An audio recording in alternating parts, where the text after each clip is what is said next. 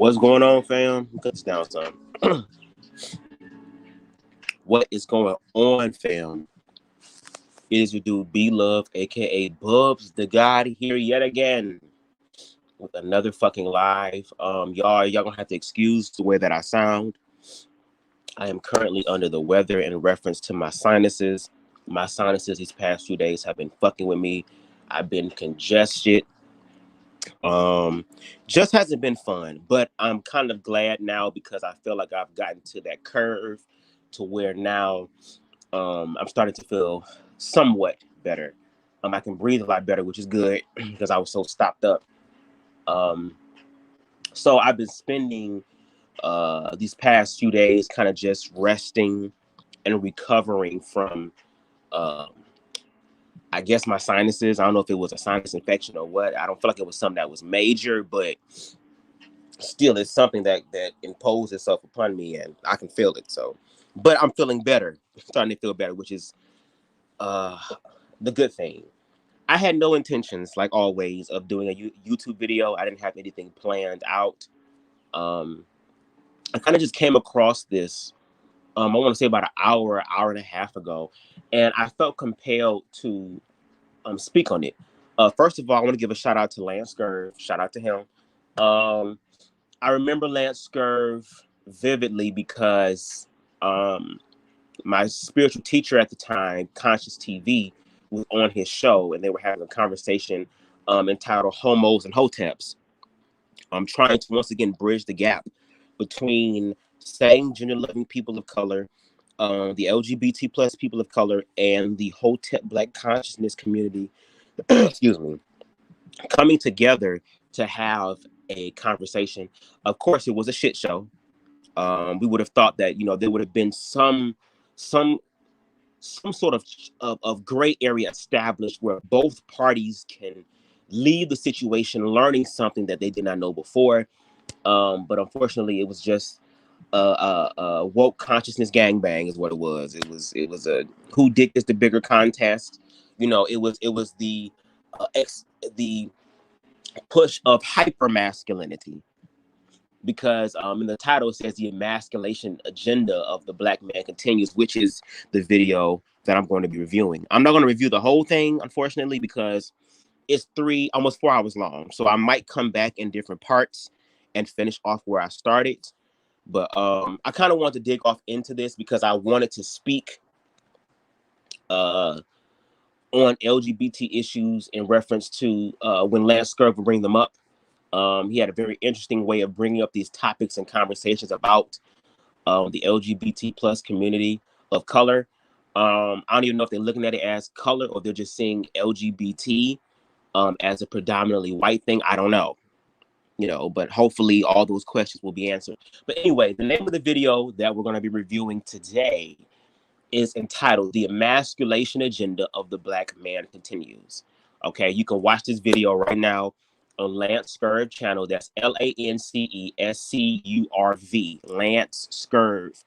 And this is his latest video that he did with Liza. I think it's Lizabitty or Lizabitty. If I pronounce your name wrong, please charge it to my head, not my heart. She is the guest to talk about this emasculation agenda against black men.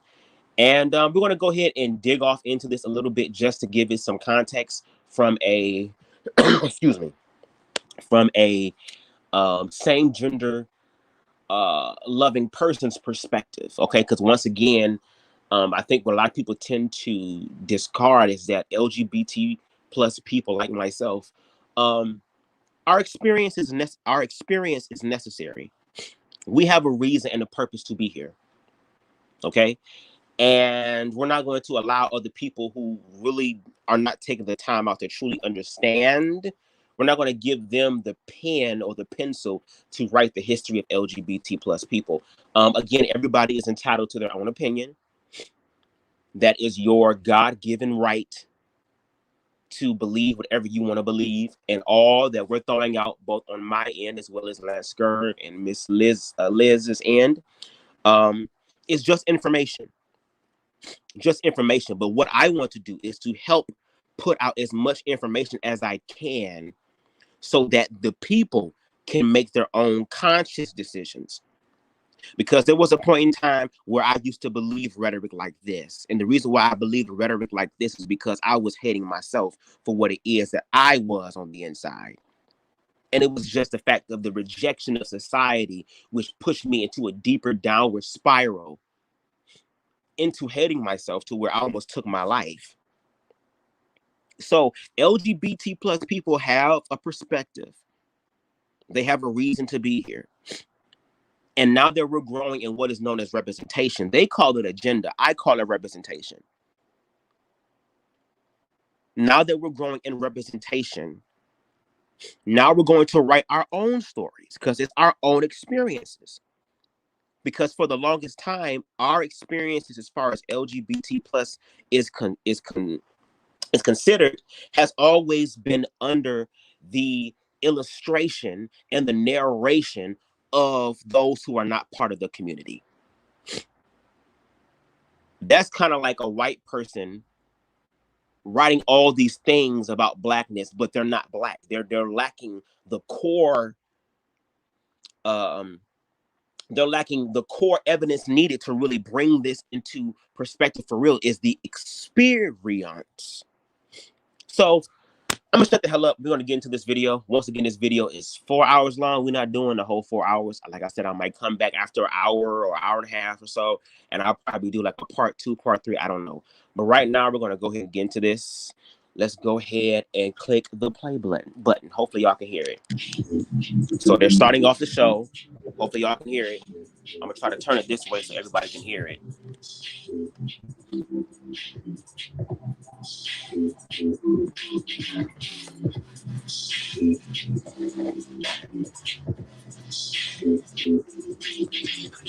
We're not gonna watch the video, but we're gonna do the audio. I learned my lesson with the Breakfast Club. So you ain't gonna be able to see shit, but trust me, you're gonna be able to hear it. Okay, let me see, because they kind of, let me see. Before. Come on now. Down the Here we go. Here we go. And we're here. I'm glad to see you here. If you can hear, what's being said, please say that you can in the comments so I know. We're here to speak about the emasculation agenda of the black man continues. And if you saw the thumbnail for this show, should I pop it on so everybody is clear on the same And that's so crazy because the guy that they're using as the mascot or the thumbnail for this actual conversation is somebody that I follow on on Twitter. So it's just crazy. When I saw it, I was like, oh wow. The actual thumbnail for it. But here it is. Blam. And I said, God dog, what the heck is going on? There's a Biddy. You sent this to me. I could not believe it. I also saw that Judge Joe Brown responded on Twitter from the official Playboy Twitter. And you know, look, I'll get banned or knocked off for something minor.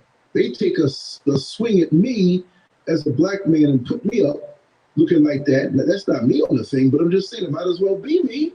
Wow. I find it to be very insulting. How did you feel when you saw that photo? Let's talk about it. You know, but just here lately, we are trying to normalize all of this. So when I immediately saw that on my Twitter feed, and then I follow this channel called Heavily Flawed Individual. He actually just did a quick upload of it as well. But when I immediately saw it on Twitter, I was, of course, aghast. All sorts of triangular thoughts were going through my mind, i.e., so this solidifies what the agenda is. It's kind of like when you think about when this magazine actually first started, he was already receiving ridicule for that, okay? Because the gentleman who owned the magazine originally bought a picture of, I believe it was Marilyn Monroe. He owned the rights to this particular news of Marilyn Monroe. And at the time when it came out in the 70s. First of all, I just love how men just automatically assume that because they take a picture, they can own the right to a picture of a naked bitch body. I can't. Late 70s. he himself was in uncharted waters. But he was speaking to the audience of men, if you will. Right. And men's tastes and what they want to see and this kind of thing. Right. So fast forward to now, and the gentleman who started this magazine, although we know it is not black owned, however, black men, he had black bunnies in there, and he had black men who were buying these magazines. Fast forward to 2021, and it makes you wonder. I believe that he would have agreed with it, and I'll tell you why. There had always been rumors, as you know, Lance, about his backdoor dealings, and I mean that figuratively and literally. Oh, you trying to be funny? I see. Okay. Yeah. I'm just saying. So, if you recall, that had been going on for years about his escapade. Right. So I don't think that he would be against it. Let me say that. I don't think that he would be against it, Lance. Okay. But what I don't know if he would have ushered it in this way. Because ushered it in. Bunny suit is quite iconic. Right. And now since everyone wants this equal footing, it's just like, just give them everything. I don't know how I truly feel about that. I definitely don't like men not being men. I mean, love who you love, but I feel like we have to have some modicum of decorum about all of this. Because we do have impressionable children. That's okay. Okay. Miss Liz, thank you for that. I appreciate that. Once again, this is not to be a disrespectful conversation at all. These people have done nothing to me, even though their perspective and viewpoints are different. But we're going to have the real conversation because we're missing a key element in this conversation. Y'all missing a person who's part of the community. You get what I'm saying? Text and clarity to all of this. Okay, first of all, let's go back to this iconic bunny suit, this Playboy suit. The picture that y'all use in the thumbnail, I don't think that he was actually on the cover or in the magazine of Playboy. You said Playboy bunny is iconic. How many white women, black women, Hispanic women, Asian women, how many women for Halloween ended up going as the iconic Playboy bunny, right? So what people have to understand is that this is a costume. It's a costume. But in the world we live in, you know, man and woman is a social construct. There are certain things that fit under this umbrella of what it is that is deemed to be those things. So if you are a man, you wear pants, you act masculine, you have this, that, woo, woo. If you're a woman, you wear dresses, you wear skirts, you're more feminine on the soft, dainty side, woo, woo. So it's not just women that like these iconic suits. There are also gay men who have more of a feminine energy within them, more of a feminine expression within them, who like to wear these things too. I have seen pictures of men wearing the bunny outfits too. But I understand. See, once again, both Lance and Liz, they're a part of this older energy type of mindset, especially with black people, to where it's like, do it with decorum, do it with style, all these things, as opposed to just allowing people to be free. The issue that I think is going on here is the fact that you have these black men, these same gender-loving black men who have more feminine energy, because I'm the same gender-loving black man. I have more masculine energy. You won't catch me in an iconic bunny suit, because that's just not my stilo. And plus, I'm a cocky ass nigga. I would look a fucking mess in that. But my partner might want to dress up in that way. So once again, they have this old type of energy aspect about things, and they're trying to bring forth an agenda that they can't really thoroughly explain. Because at the end of the day, when we're talking about gay, gay at the end of the day simply means that you are physically, emotionally, mentally, and sexually attracted to the same sex. There are straight men who dress up in women's clothing. Do you get what I'm saying? but it's just the ignorance from me. And when I say ignorance, I mean ignorance in the fact that they lack the information necessary to really have a full, thorough, and complete conversation. Because all they're doing is having the conversation from their perspective. Some people might say I might be having the same thing from my perspective, but my thing is I want to be able to take what you're saying. Let's have a conversation around that, and then therefore give the complete perspective. So anyway, I'm gonna go ahead and what the comments say, what they say. And there are even straight men that express more of a feminine energy. They're just not scared to do so. Exactly. And case in point, there once again, Conscious TV uses excellent example. He said white men have the ability and have the I guess the privilege, I shall say, to wear their hair in ponytails, dye their hair any other color, wear tighter fitting clothing, even throw in something that seems to be gender neutral into the mix. And according to white America, it would still be deemed and considered masculine. It'll just be a more edgy way of presentation. Us as Black people, we have been so beaten down so much, we don't even know our own identity, okay? So now we're trying to find Blackness in uncharted territory. You get what I'm saying? Because once again, we came from a place of being free. If people actually did their research, LGBT expression and representation has been happening even in Africa.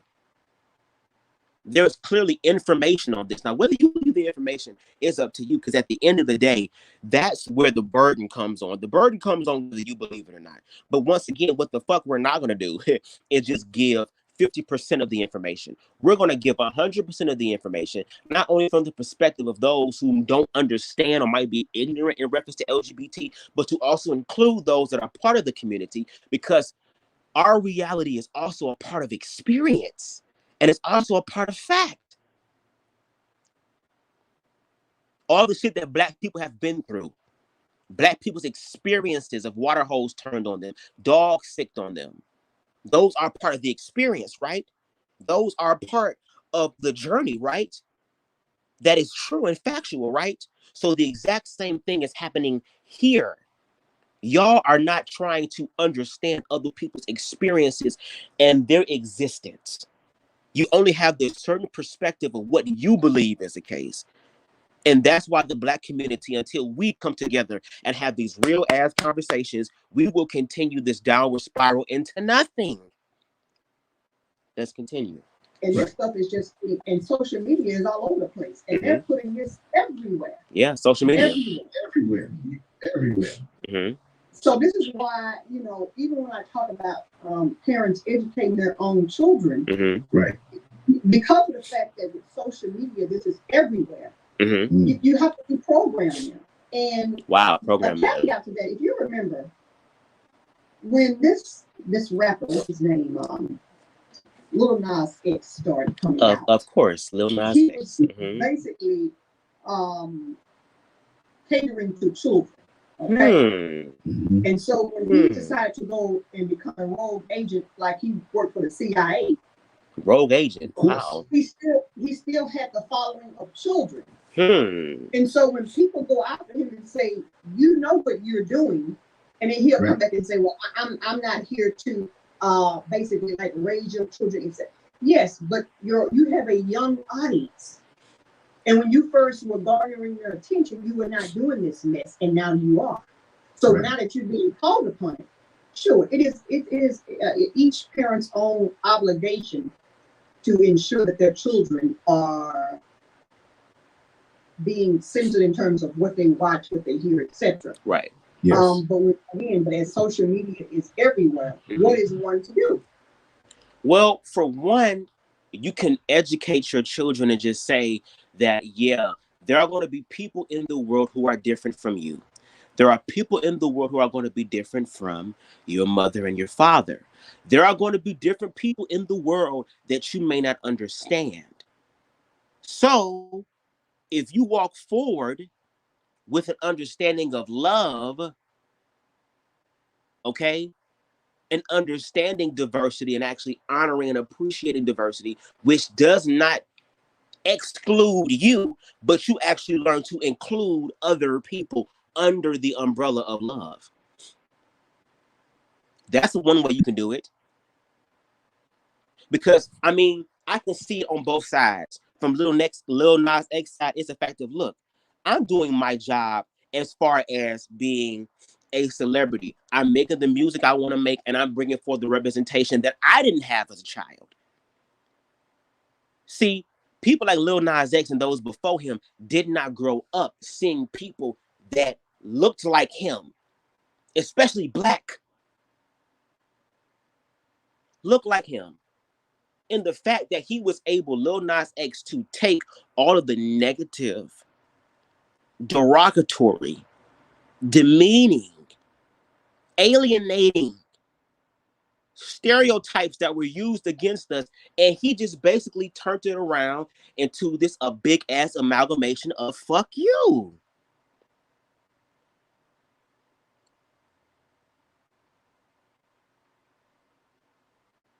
And that he has a job to do, and I didn't fuck to have your kids. I didn't sit. Now, even though Lil Nas X gave birth to this album, bitch, he didn't really give birth. So I didn't do all that. I didn't make an agreement for your child to come into this world. You and the person you sat down and allowed to motherfucking dog your shit out, that was the individual that created this child. So it is therefore your responsibility to educate and to monitor your child. And if your child is going to make a decision to support an artist that you don't understand or that you don't agree with, then you need to educate your child, not only on your perspective, but see, once again, this also gives you an opportunity to be a parent, which a parent is supposed to give agape, unconditional love, right? So this is the opportunity for the parent to stand up and actually do that, be a parent. Because there might be something that your child resonates with in reference to Lil Nas X. Let me say this. Y'all be sitting here acting like children is just so fucking dumb and stupid and just don't know any better. They don't know the way of our world, girl, but they know the ways of Spirit of God. They're more connected to God than we are because they're pure. They're innocent. They come into this world knowing who they are. It's when they get in the world and get around their parents, and a lot of parents who haven't fucking healed from their bullshit, what the parents then do is start to paint their children under these dark ass and depressing ass colors, as opposed to allowing the child to find their own colors, because the child has their own perspective and their own experience here on earth, which is their right.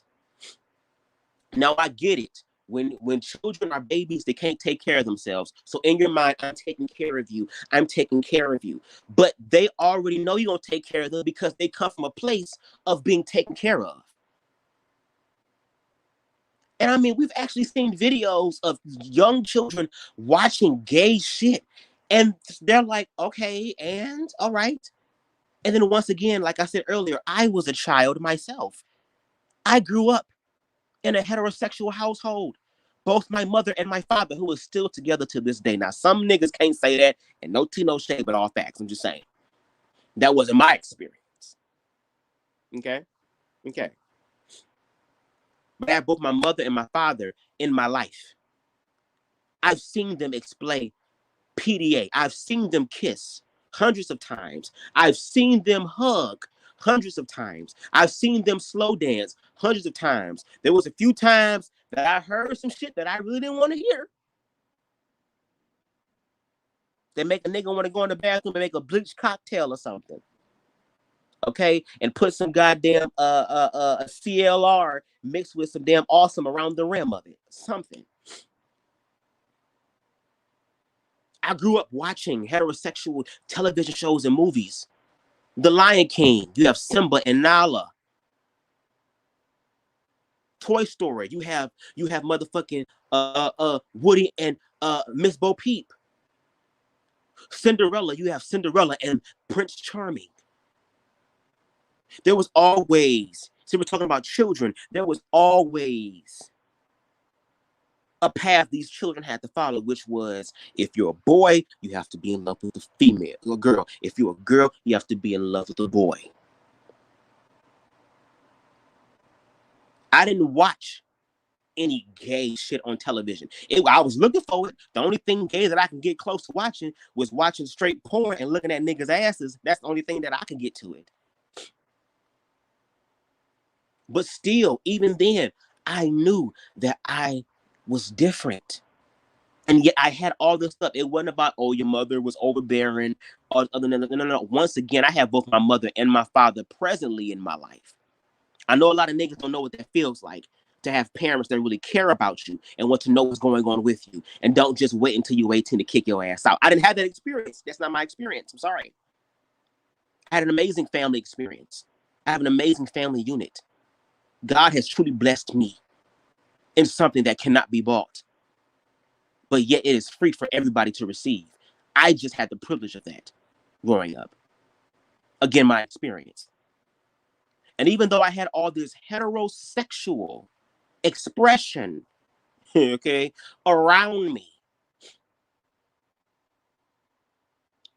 I still like niggas. I still like men. I still like this. I'm still attracted to the same gender, even though I had all these things around me because I'm so impressionable, right? I'm impressionable. But then when you say that, then there's the argument of, oh, well, something had to happen to you. So you say your mother wasn't overbearing. Okay, well, then your father wasn't present in your life. Goddamn lie. Like I said, when my father left, his ass came back. When he said he was going to the store to get some milk, bitch, he came back in the same hour, girl. Well, maybe you've been molested or touched. Never had that experience happen. There is no experience locked up in my memory bank that was so traumatic to where I ended up motherfucking coming to the realization because I had my own ego death in 2018, and that would have came up because I went into some very dark space and energy at that time because I was dealing with depression. So that would have unlocked this stuff, especially the transcendental experience I had, right?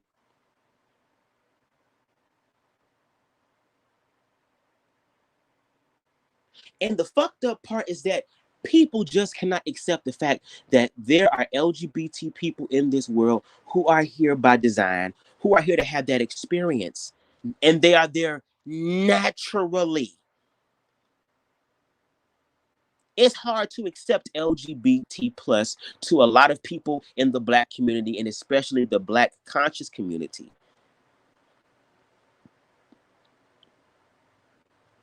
It's hard for them to accept. And the crazy part is that they're having a problem accepting what is fact. Gay people are here.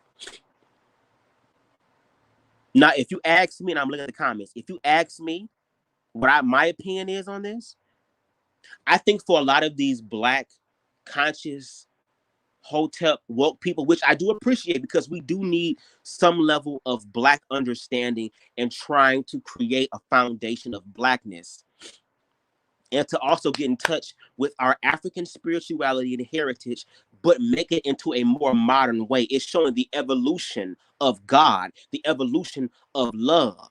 We are on the course of evolution along something that already knows what's going on. We're just following that. So don't get me wrong. My Black hotel brothers and sisters and in the conscious community have their position and have their place, and they are very well needed and necessary. But their perspective when it comes to LGBT is very obscured, very distorted, and it's built on a lot of he say, she say. And to be honest, if you ask me, and I'm going to say the unpopular thing, I think it's built on jealousy. Because the fact that LGBT people can go out into a world that tells them that they do not fucking exist, they do not fucking matter, that their lives will be snuffed out, that you will not have nothing, we will take your housing, we will take your money, we will take your ability to live, and hoes still say, bitch, I'm going to walk the fuck out, bitch, with my motherfucking pink hot pussy pink hair and motherfucking red lipstick with this skirt and my damn nipples out, bitch, and I dare a hoe to touch me because they have their own experiences. Because once again, they are liberated and they are free in the most important way, which is mentally and emotionally. and spiritually they are free. And I think a lot of our Hotep brothers and sisters speak on the LGBT community, especially the community of color. Because I'm speaking from my perspective and the opinions of other people who feel the same way that I do. People that I actually know, that I have conversations with. People who are actually commenting on this video right now, who are part of this experience that I've had conversations with. Being able to walk in their truth. And a lot of people in the LGBT community know they're walking in their truth. You know why? Because a lot of motherfuckers that's in the Hotep community come to them in the dark. Bitch. Hold on, y'all. Hold on 1 second. Hold on.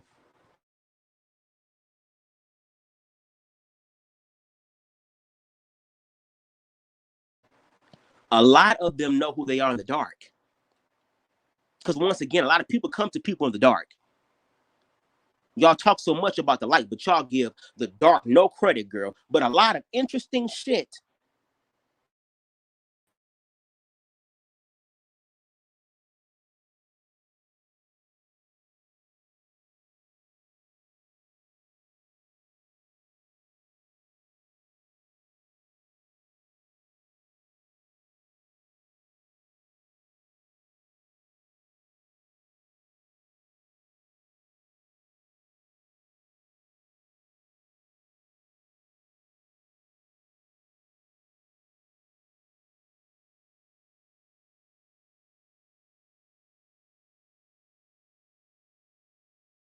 My bad, y'all. I had a phone call.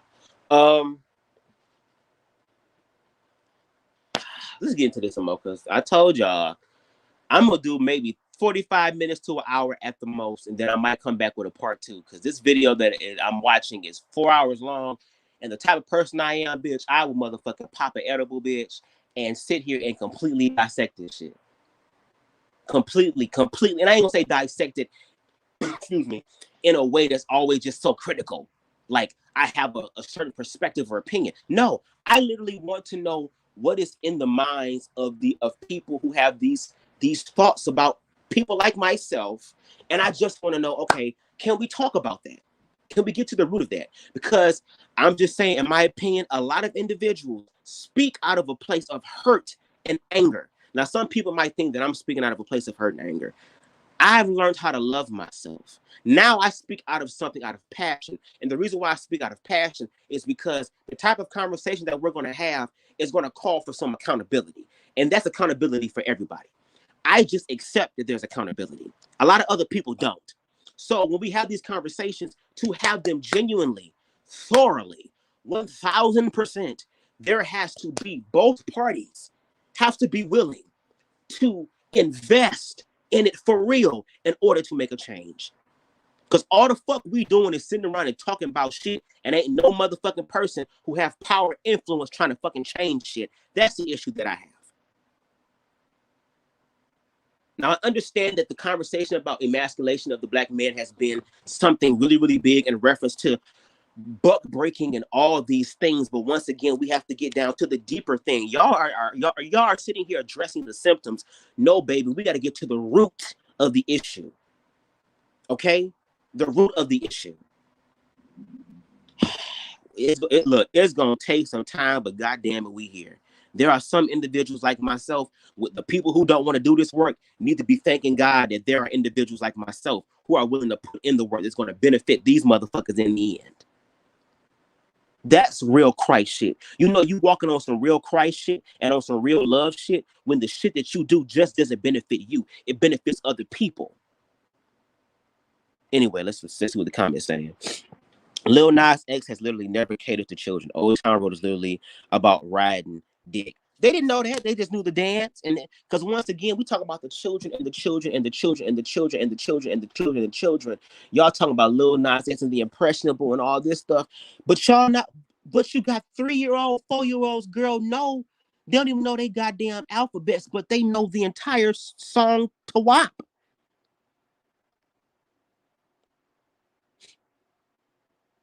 You got motherfucking 6, 7, 8, 9, 10-year-old boys walking around the school screaming, "Throw baby." And that's a song about literally raping a girl in her damn throat, fucking her in her throat, and then depositing all that shit into her throat, and that the girl should be grateful that the man did this to her. But I don't see any of that. And like Ari said, hey man, sorry, I'm here now. What we talking about? Oh, I thought you, my bad. I thought you were saying something else. We're talking about the emasculation. Hopefully you got it now. The LanceScurv's video of the emasculation agenda of the black man that continues to this day. That's what we're talking about. But that seems like a lot of double standard type of thing there. Like, and then once again, even T.S. Madison said it. Like when Normani did her shit with motherfucking Tiana Taylor, which I ain't gonna lie, Tiana Taylor is fine, bitch. If I was straight, that would be the woman that I would want. But there was literally a whole Janet Jackson, I just wanna touch you, suck you, all that shit going on. Yet there was no backlash about that. I didn't see people get on there and talk about, the lesbianism and all this. No, it's a double standard. And the reason why I speak with passion in my voice is because I'm tired of motherfuckers playing the same old bullshit and literally think that we're going to believe it this time. It's like, bitch, eventually people wake up and be like, girl, you've been playing. Y'all playing in our faces is what y'all doing.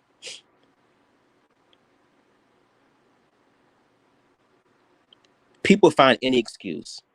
But the children, why is it an artist's job to censor their art for your kids who you feel shouldn't be looking at it in the first place? Because once again, and I get it, because once again, I'm trying to understand people. There are a lot of parents right now, especially black parents, who are stressed the fuck out. They are black in America. They're trying to figure out how to make this shit work. They're like, Lord, I'm trying to be on the right and narrow, girl. But it'd be something when you see niggas on the street corner making more money in a day than a lot of motherfuckers make in a whole year working at their job. Or for women to say, well, bitch, fuck it then. It's hard for me to sit here and respect myself. So let me go ahead and just, these niggas want my pussy anyway. So, and if they want my pussy, they might as well just owe me some money, which, I mean, I'm not mad at that. You know what I'm saying? But it's like, and then on top of that, a lot of, so we're talking about the children. Let's talk about the children. The children. If it was so much about the children, a lot of these children would have fathers in their lives. If it was really about the children, a lot of black men would be standing the fuck up and doing what the fuck they need to do to provide. And also think about their future. Now there are, excuse me, Jesus. Like I said, this congestion, y'all. Now, there are some black men who are literally trying to be fathers, but goddamn it, it's hard. So I understand desperate time calls for desperate measures. And I get it. So a lot of times it's hard for black parents to raise their children as well. And fuck just this whole, the gay agenda. Let's talk about the real agenda. How about a lot of these black boys end up joining gangs, end up being in all types of fucked up situations, shooting, killing, all this stuff. And this is rampant. Y'all over here talking as if though LGBT is rampant. No, what is rampant is that. And if we're going to play the game of censoring an artist's art, then we need to do that across the board. But see, once you do it across the board, now it affects you. And there are some people in the black conscious community who don't want equality. They want superiority, just like white people. Or the white supremacist.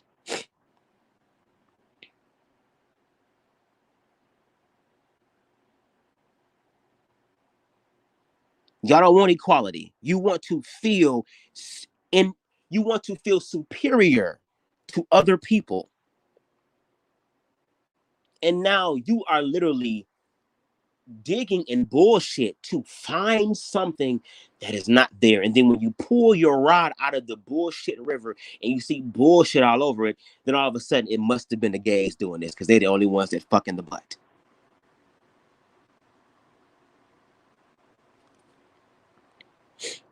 They have all this energy for Lil Nas X, but had nothing. Exactly.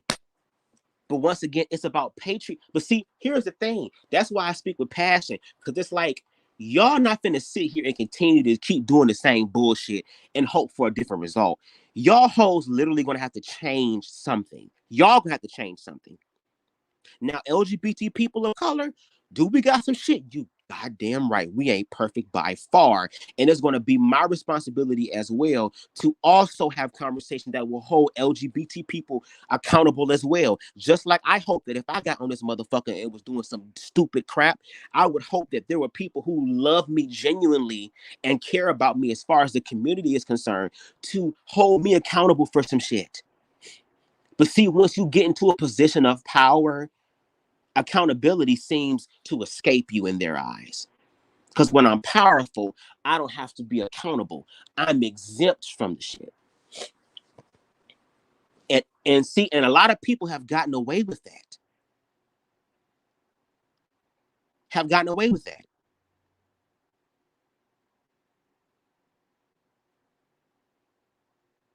But once again, spiritually speaking, which transcends all this bullshit, all this dumb shit that's creating lines of division that keeps God's people divided from each other, those lines are being removed. Whether you want it to be removed or not. Because now there's an evolution that is required now. And the crazy part is that these individuals who think this way or have these opinions and truly believe in them wholeheartedly, I'm not talking about individuals who have this mindset now and then but are still open-minded to understand. I'm talking about the individuals who already have their mind made out and they are okay with being ignorant. They are okay with being stupid because it makes them feel comfortable. Those individuals are in for a rude awakening. Because what you resist will always persist. What's the saying? People fear what they do not understand, and then they begin to hate what it is they fear. The reason why you hate and fear it so much is because there is a part of you that is choosing to accept fact. Choosing to accept fact. And once you choose to accept fact, that's when your life can change. What does it say when you're in rehab programs, girl? The first step into moving on, into evolving and becoming better is first acknowledging and recognizing that something is wrong.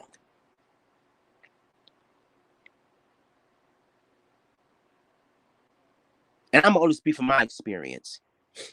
I grew up being bullied. I grew up being made fun of. I grew up having a horrible childhood in reference to what is it? What I'm looking for. As far as in social settings. At the time I was young and I was feminine. I had more feminine energy. I had a little small rat tail. I was very soft, kind, compassionate, energetic. I was different.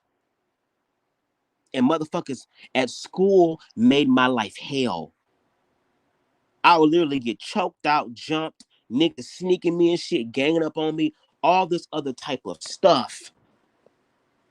Because they saw something in me that I didn't even know at the time. Because when I first discovered the F word, well, the first time I heard it was at church. But the time that it really hit me to where it's like what it made me inquisitive to try to understand what they were talking about is when I was called that in class, and instinctively inside I said so. I didn't know why I said so. I didn't know what the fuck they were talking about, but instinctually I said so. Everybody in the class started laughing. And when I did my research to figure out what it was and I saw how the world reacted to that, I became terrified because that resonated with me.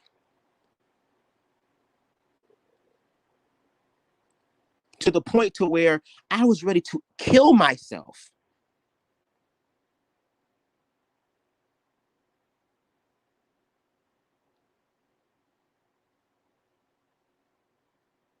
And me having that experience changed me for the better. Because first of all, it showed me the strength that I had within myself.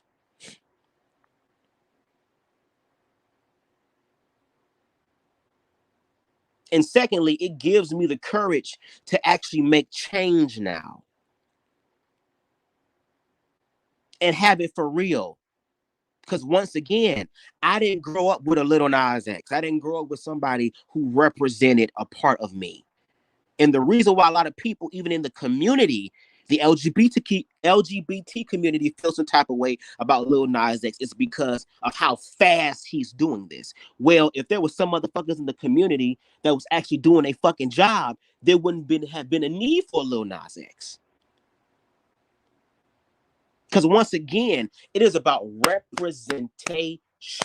Representation. All that's happening is all the shit that you talked about. We just gonna put it in the light and let the light expose it, girl. Isn't that what it should be done anyway? Shouldn't we bring all this to the light? So now that I'm bringing this all to the light and you don't see me being crucified for it because I'm walking in what is known as truth, you feel some type of way about it because you ain't real with yourself. And that's why they have a problem with LGBT people, because LGBT people have the power to accept themselves. In a world that would kill you, yep. In a world that would try to destroy your character, yep. In a world where your life seems like there's no value, yep. Because the same motherfuckers that go to church and black people who talk about Jesus and shit, understand, people killed him. I know I'm getting off topic, bitch, but I'm flowing. It's BubzDaGawd. This is what we do over here. We hit all the points. Now, if this is too much of a fucking roller coaster for you, you can leave. This is for the motherfuckers that want to know and want to understand. And want to understand. Yeah, that sounds right. Girl, I'm high. Y'all sat here and killed Jesus and then spent the last 2,000 plus years begging for him to come back.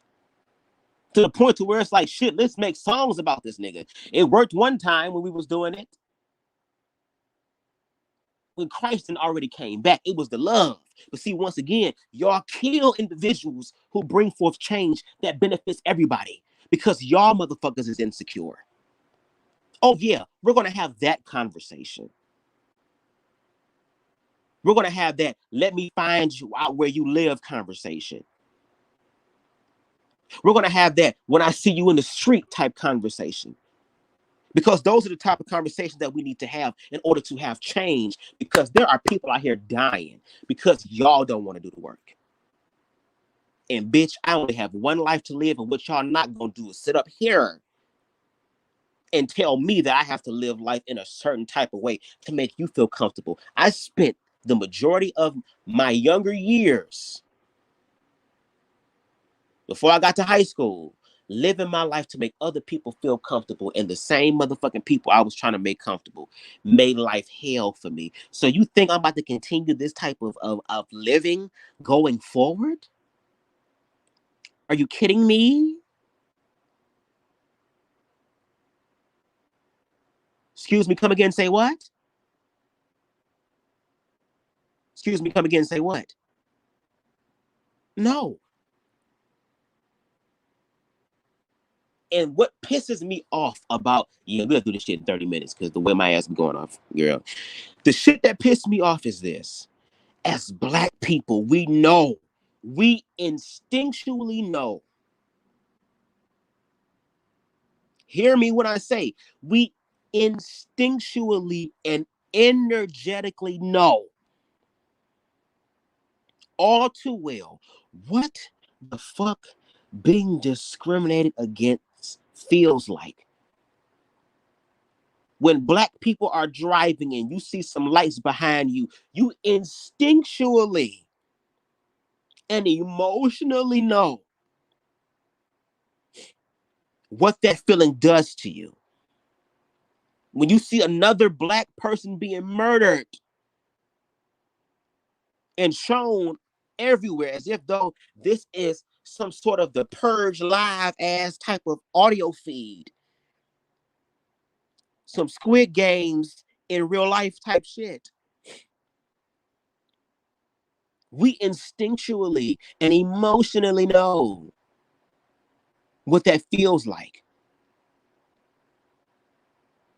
And what people also tend to forget too, which is so crazy, when your sexuality is announced or it's known, for some reason it seems like your blackness is just completely covered now. You're not even black no more, girl. You with them. Bitch, what? Bitch, what?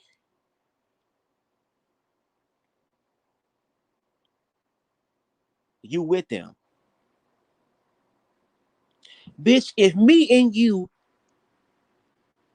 was on a goddamn trip through the South, girl, and the GPS started fucking up to where we had to go an alternate route on some The Hills Have Eyes type shit, and we stopped at a gas station to get gas, and we getting looked at all kinds of funny.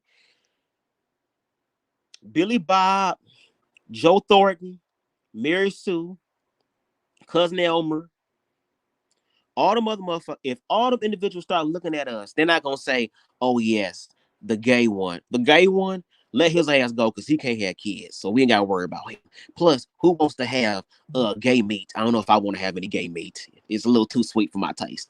Now, for the straight one there, oh yeah, we go. No, they gonna look at us and say, Mary Sue, Billy Bob Jordan, tell mama, cousin, uncle, nephew, sister that even though we're in Halloween, goddamn it, Christmas then came 2 months early because both of our nigga asses will become new ornaments on the tree.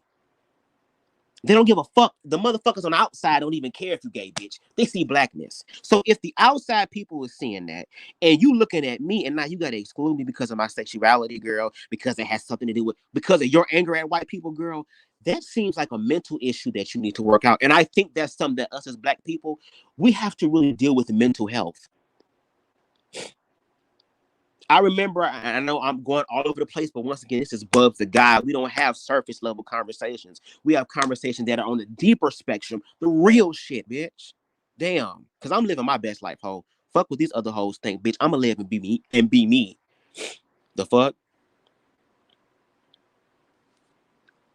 But I remember I was in the African American Studies class with this guy. I forgot his name.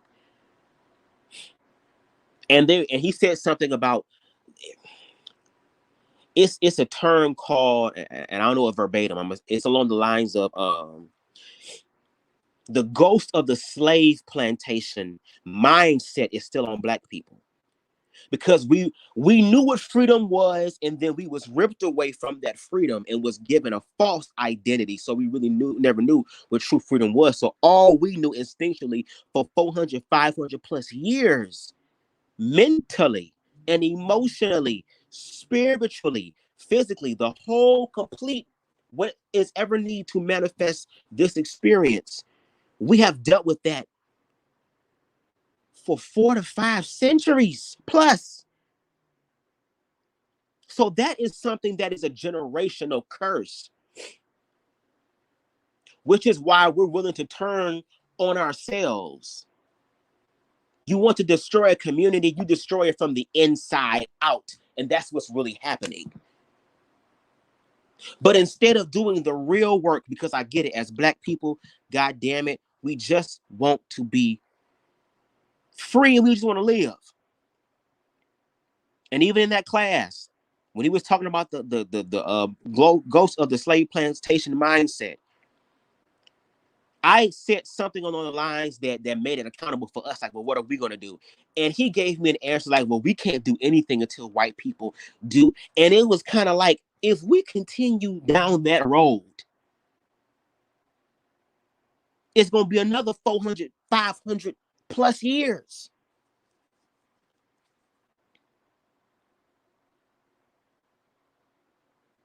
So much to the point that we're willing to destroy ourselves and try to create the outside world of whiteness within the black community. And do you even see how destructive that is? Because that's not even who we are as African people, African Americans, whatever.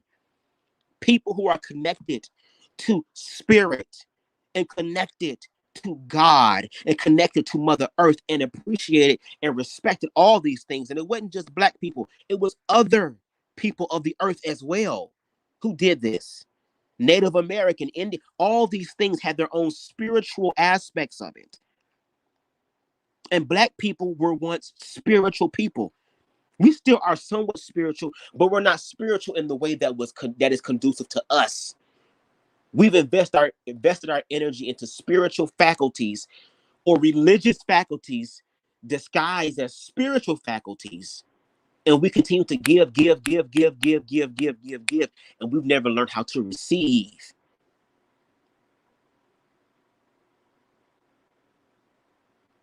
But instead of doing the hard work, but doing the true work, we will sit around and create lines of division within our own community and just throw gay people into it. Because one, as much as people love to sit here and talk about how the gay agenda and all this shit, statistically and factually speaking, the Black community makes up anywhere from maybe 8 to 10% of the US population, correct?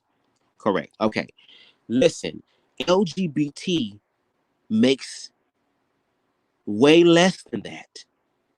And then when you go down into the subculture of Black and LGBT, it's even smaller than that. So please explain to me how a small group of people are going to quote unquote take out the majority.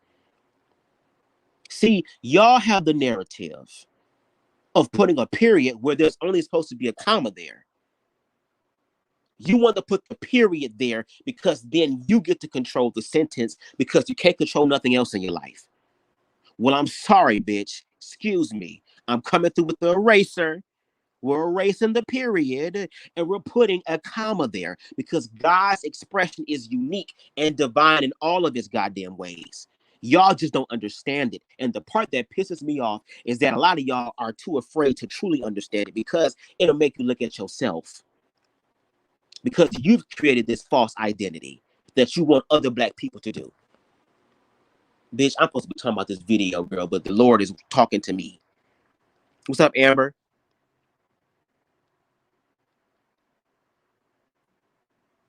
Y'all priorities is in the wrong fucking place. The wrong place. There has not been factual evidence that has been presented that is in such an alarming rate. Y'all talking about niggas in wigs and niggas in dresses. It's called acting, okay? When you're an actor, you are not yourself. You are somebody else. You are putting people in suspended disbelief or suspended belief. Bitch, you're putting them in an altered place, in an altered realm. Y'all started talking all this shit about niggas and wigs, but motherfuckers literally be having hard dicks and be happy as fuck when they go watch these goddamn Marvel movies.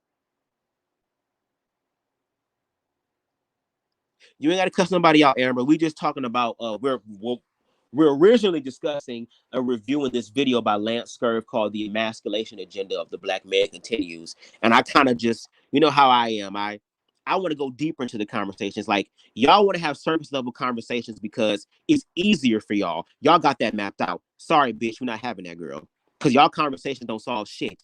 We're going to have conversations that's going to really solve some shit. Okay? That's what we're going to do. Because these conversations that's being had, like on this video, I appreciate LanceScurv, I appreciate Miss Liz, I appreciate their opinions and their perspectives, but they have no right to speak on anything LGBT at all. At all. Because if that was the case, you would have more LGBT people on your platform to actually learn some shit. And the reason why I say that, even though respect to them, with LanceScurv, there was a point in time a few years ago where Conscious TV was on his channel to have a conversation about homosexuality and Hotep. Is gay? Is LGBT African American? African? Is it a part of that experience? And Conscious TV low-key gave them the opportunity to really learn some shit. And for him to even learn some shit. But instead of people learning, it just was an amalgamation of bullshit. It was just people coming together to just literally gang up. Not have a conversation to understand, but a conversation of this nigga too good. Girl, get somebody on the line. We need somebody who can intimidate. We need, because here's the thing. A lot of y'all that's having these conversations will have y'all lives dragged intellectually. I would just say that. Because a lot of people get up here and they talk as if they know shit, but then when they get across a bitch that's really about their life and know some shit, then all of a sudden it's different. No. So they had to get people on the line who was trying to be intimidating because, once again, if we can't get you in the intellectual thing, which is our weakest standpoint, which is the viewpoint and the energy a lot of these niggas give now, then we're going to hit you in the area where we're strong at, which is intimidating you and possibly hurting you. Well, what happens when the community gets on that level, then what? Then will the conversation happen then? Will the conversation have to happen then? When we can have these conversations now? Because a lot of motherfuckers take shit for granted. And then can't even stand in the accountability for taking it for granted, girl. Like, y'all niggas literally are going to have to make it make sense. Not make it make sense out of your ego. Not make it make sense out of your pain body. Not making it make sense out of your abandonment issues or whatever fucking issues you got going on. I mean to actually look at it objectively.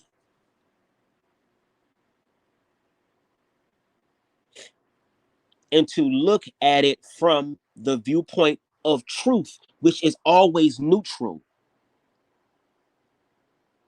If you're really about that life, if you're really about the community, then it's time to be about the community for real. And since y'all love talking shit about all this shit with gay agenda and man, all this tape and shit and woo, y'all niggas killing each other, so y'all can't talk shit about what the fuck y'all need. Bitch, y'all need us now, girl. Y'all need us now. Y'all done shot and killed too many of your own brothers, girl. And guess what? Now the sparkly bitches is on the team. And the fucked up part is that some of you niggas on the low is excited about it. That's the crazy part. Y'all happy for it. You're happy for it. But see, once again, the LGBT community is like, girl, we're not going to be quiet anymore, girl. You want us to be quiet to make you feel better, girl. That's a personal problem. Has nothing to do with me. And like I said, I believe it's the fact that these people are upset that there are some Black people who are genuinely free in their mind and in their expression. Even though the world outside of them may not support their freedom, they support it. And they know God support it, which is why it's supported. Y'all trying to make this shit evil and demonic, but yet y'all not talking about the true evil and demonic shit that's happening in the community, girl. You got to have a place to take the attention off of the real shit. And to me, that sounds like some agent type work, if you ask me. That sounds like some insider type work. When you continue to influence the line of division, that to me seems like you're working with the enemy, if you ask me. Because why would the enemy want freedom for everybody? Like, make that make sense. Why would the enemy want everybody to be free? The enemy needs somebody to stand on. The enemy needs somebody to rely on outside of them to do the work. If everybody's free, then what's the purpose for the evil to be around? Because now evil is just the same size as everybody else. So if anything, y'all, girl, what the fuck are you talking? Here's the agenda. The agenda I think everybody should be on, girl. If you ask me, what's up, Terrence? It just simply will make things so much easier for everybody. Everybody. How about the agenda of just love? I mean, it's so simple. The agenda of love, which is inclusive, which means, bitch, I'm going to have to learn how to love myself first. Then when I love myself, I'll have the capacity to be able to love other people who may struggle with loving themselves, because there's some LGBT people who are struggling with self-love, and I was one of them. I was one of them. And now that I love the light within myself, which allowed me to live in my truth, my job is to continue to awaken other people to their light, because the light is going to expose everything. If what y'all saying is true, and if it's going to happen, then just be prepared for when it happens then, if that's the case. If that's what you believe. Do I believe that? Hell no. Girl, once again, I believe it's just representation that makes us feel uncomfortable. And then on top of that, the representation that we see is just scratching the tip of the iceberg. Because y'all can't even really handle our real truth. And before y'all can handle our real truth, y'all gonna have to really love your own truth.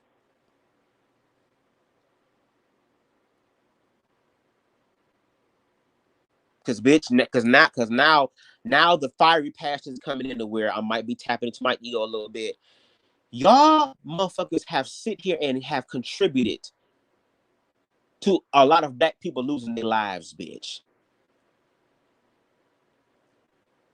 A lot of y'all got LGBT blood on y'all motherfucking hands, bitch. The fuck?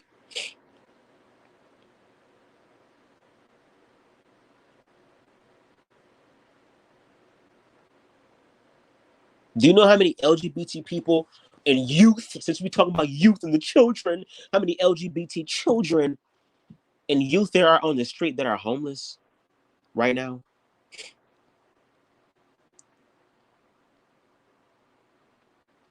All because of their sexual orientation or gender expression. Because they did not align with the masses, because it's a herd mentality. And bitch, if you stray off, girl. And then on top of that, it don't even really be in the best interest of your children. It really be in the best interest of what the fuck people are going to think about you as a parent and as a person. If you love your LGBT child, there's something wrong with you. Just like when there were white people who were helping black people, they were called nigger lovers, right? I'd be like, girl.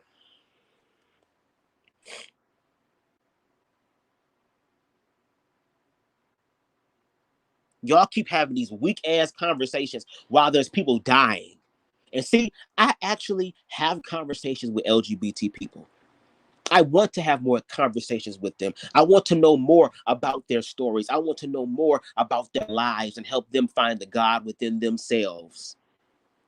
Because that was done for me. And it also shows that God's grace and mercy, the universe's grace and mercy, Allah's grace and mercy, whoever the fuck you worship, girl, the one thing that it is with many names, girl. Again, the whole coverage of love. Loves us so much that it's willing to go into those dark areas. And the only reason why it's dark is because motherfuckers is afraid to go over there because of what's in the dark, bitch. But if you learn to love yourself, your light will shine that even though you walk through the valley, girl, you safe.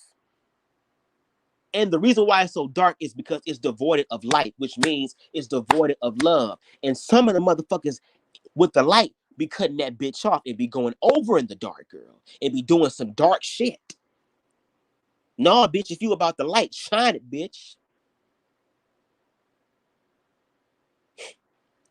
And once again, energetically and spiritually, which transcends all this other type of rhetoric and bullshit that we're hearing, is causing us to rise to a higher level of consciousness and a higher awareness. And black people have had these chains on us for so long of victimhood to where we're going to have to shed the victimhood part. We are going to have to shed it.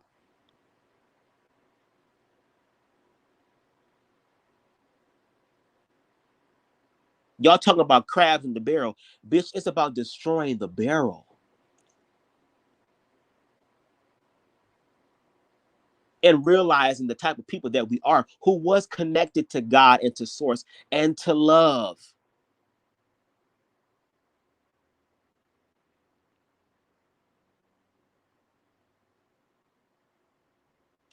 I'm just saying, y'all, if y'all gonna be about it, be about it. Like, I'm tired of just the talking about it part. I appreciate the talking. I appreciate all that. But it's like, if we're gonna have these conversations, we need to have these conversations openly and honestly. That's the only way. Even me. I know that I will have videos or maybe some opportunities to have these conversations with people who are in opposition, which I would love, who might challenge my ego.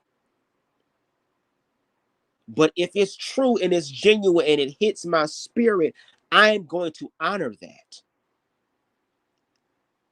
But it takes two or more gathered together in that same like-mindedness that true, genuine change will come and that it will manifest from.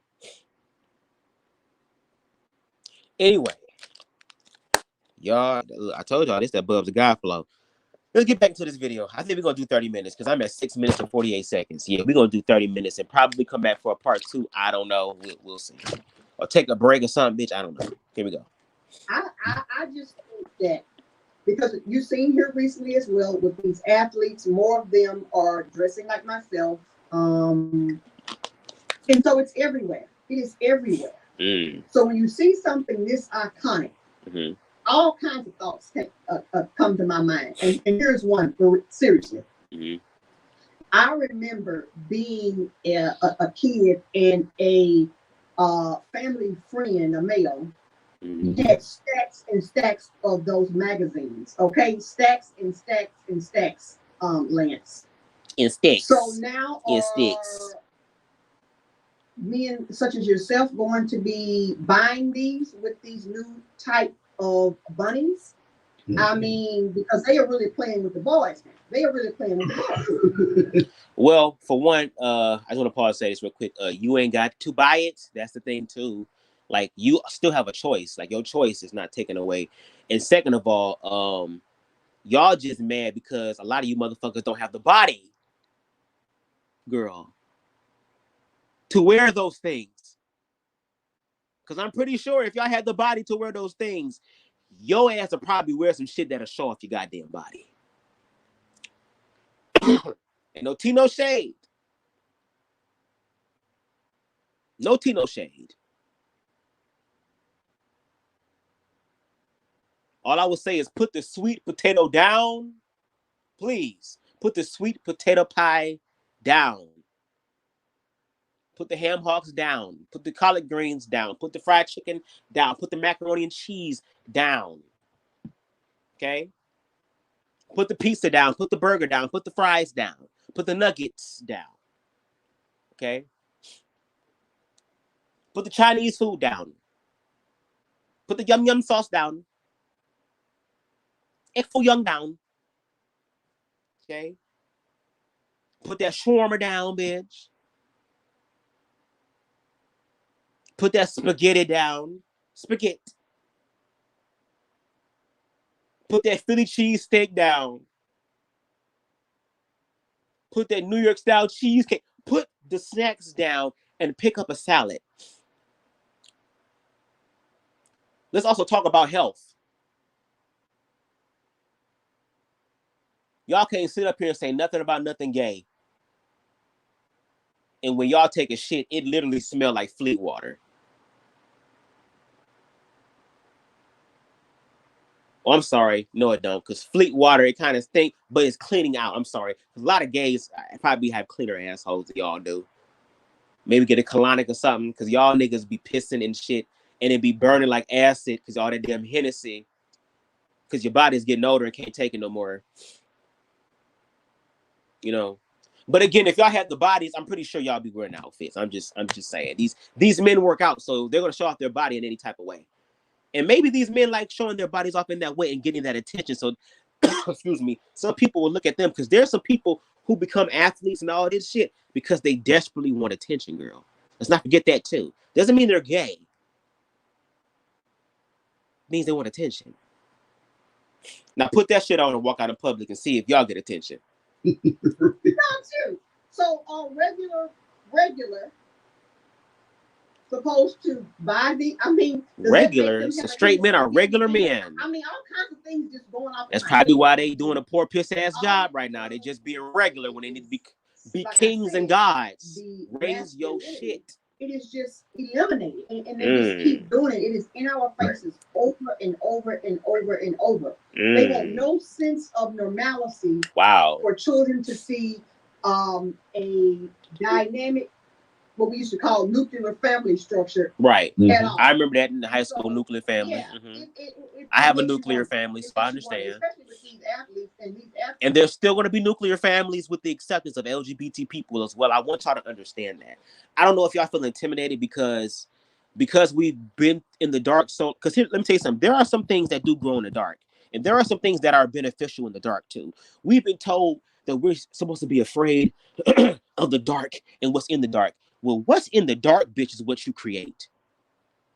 It's really what you create. Now, once you create that shit in the dark enough, you can go out into the light and create that same shit. There's things happening in the dark that are beneficial for everybody, and that love is also in the dark as well. Where the fuck is y'all get this whole idea and shit about regular men and the children and all this stuff? I just like y'all don't give a fuck about the children. Y'all don't give a fuck about the children the way you should be giving a fuck about the children. Because a lot of y'all have y'all children living by rules when your children wants to be heard, which is why they react the way they do, which is why they rebel. I mean, goddamn, have you hoes lost the child within you? Wasn't you once a teenager that has your own independent thinking? Now, yes, some of y'all made mistakes, but some of y'all also some of y'all also learned from your mistakes and realized that mistake was necessary. And that even if your child was to follow the same mistakes, that you were supposed to have the same capacity to love them regardless. See, y'all don't want to have a real ass conversation. Y'all don't want to really talk about it. Y'all don't really want to talk about the healing. Y'all want to talk about the symptoms, girl. Y'all so used to taking the medicine, girl, and then got to take another medicine because that medicine ain't work, girl. And then you look on TV and now there's a lawsuit about the medicine you just goddamn took, bitch. And now you can get money and then spend that money that you got from the settlement, bitch, on this new medication. Girl, get the fuck out. Get the fuck out. So masculinity is reliant upon clothing. A man's masculinity is so fragile that it solely rests upon the patterns in which fabric has been cut and sewn together. And like I said, as black men, because once again, like I said, I think it's an issue with black men. I think black men are the ones that really deal with the issue of masculinity. I don't know about any other ethnic group, and there's a possibility that might be the case. But in the perspective of blackness, which is what we're talking about, I personally feel that that there is such a brokenness there, which is why there is a hyper masculinity to the point to where if other men around you don't conform to what it is that you believe, you automatically feel threatened. Why do you feel threatened?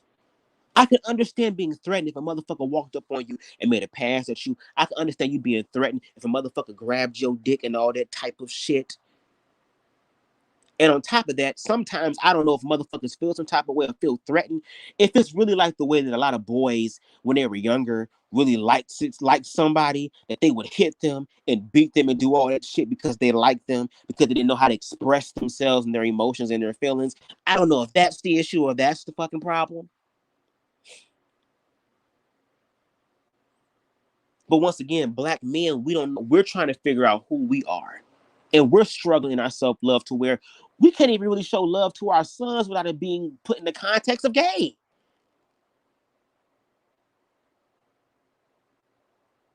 Is it gay, or is it the fact that it hurts you because you wish that you and your daddy could do that?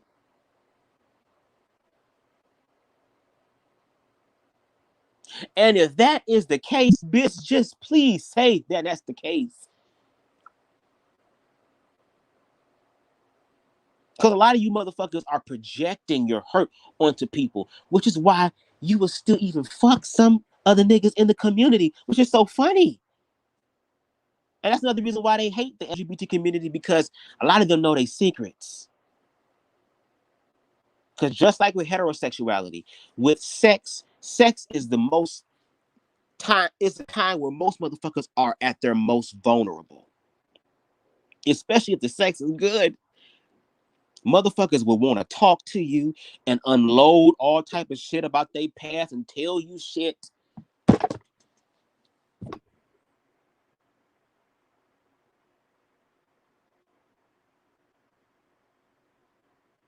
A lot of them know secrets. Which is why LGBT, let's get on us for a second. We gotta stop fucking. Well, I don't really fuck with niggas like that, but y'all gotta stop fucking with individuals who treat you that way or make you feel that you're something that's only done in the shadows.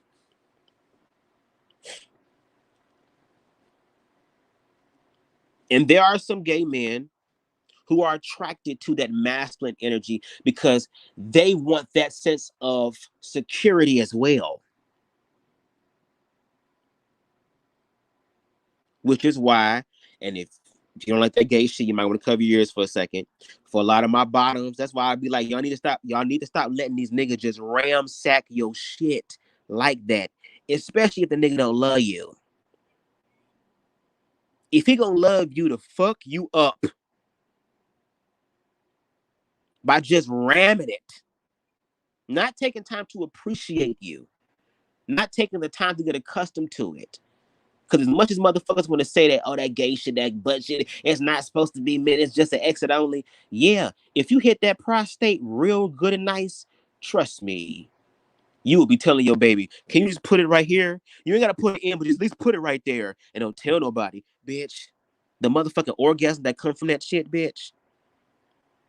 Now, I've never had that experience, and I'm okay with not having that experience. I understand there are some things in life you want to experience, and I'm okay with that. Amen.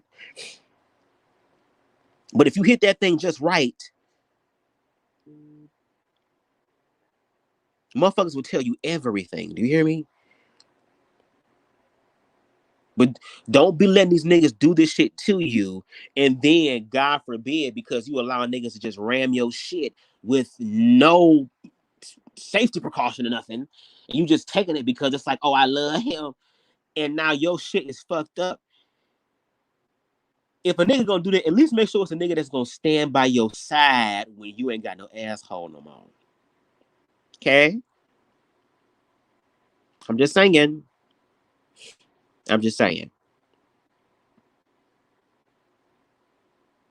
Don't do it no more. But see, once again, these are people, and there's a lot of heterosexual men that have homosexual sex. I want you to know that too. There's a lot of straight men who deal with guilt and shame within themselves. So then it becomes a pain trauma bond between some gay men who have guilt and shame within themselves.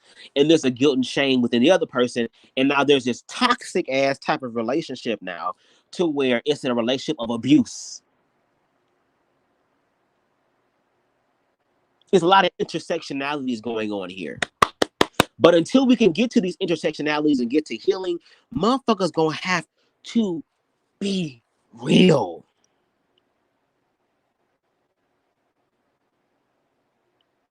I'm gonna get back to this. Like I said, we're gonna do 30 minutes. I might come back later and do this. I might. Let's see. Yes, it's buy some Lasso tea. I guess Lasso, and you two can have a bite. Like, look, shit, them motherfuckers will drink that tea and will eat 4 plates of shit. And that be pissing me off too. Bitch, you supposed to also, this is a lifestyle change too, bitch. You can't just drink this shit and just to eat what the fuck you want, so eat like a pig. Just like a lot of hoes got BBLs, girl. Did you BBL your mind? Because pretty soon all them goddamn stitches and shit gonna pop out. And you're gonna be looking like a busted can of biscuits for real. The same thing happens with Hispanics, but with us, it's more of a social standing, if you get what I'm saying. And honestly, it's the same thing within the black community. Like, black people are like, it's already hard being black. You want to be gay too? And they'd be like, bitch, I didn't ask for this. The fuck? You might think that it's a choice, bitch. Trust me. If motherfuckers can make a choice to make their lives easier, they would. But see, gay people have a reality and an experience as well to transcend that. The need and admiration and validation of other people. That's our lesson, to love ourselves. And honestly, that's all of our lessons. Real shit is to love ourselves. Because when you love yourself, you're going to be like, okay, girl, I understand what you hoes saying, girl, but there has to be God here somewhere. There has to be love here somewhere, girl. It's just that you hoes don't want to do it, and I get it. Because black people have done a lot in the past 400, 500 plus years. Not just physically, but mentally and emotionally. We've been through some shit. But once again, I want us to realize and understand and be reminded of the spiritual aspect, because we are relying on our strength. Because, baby, there are a lot of other ethnic groups that cannot walk through what the fuck we walk through and survive. Especially white people. White people be getting mad and shit at Starbucks when their order is wrong. White people be getting mad at the Apple store when their part isn't there. white people get mad whenever they want to because they white.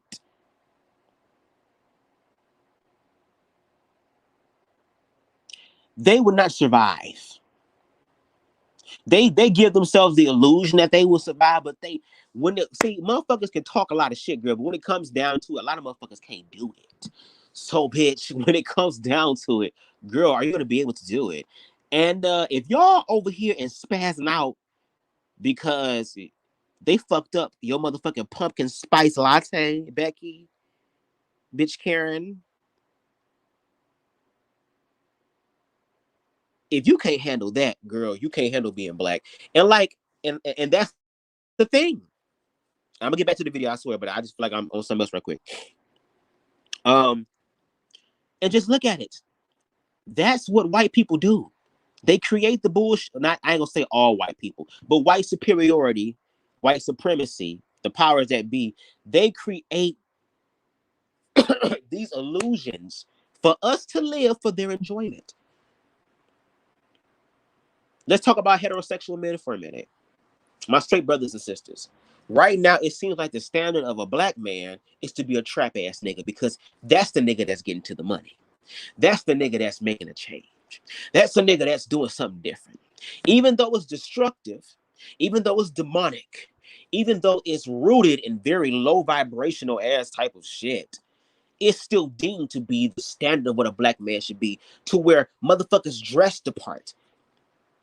And then when the reality manifests because they trying to be something they not, then they can't handle it.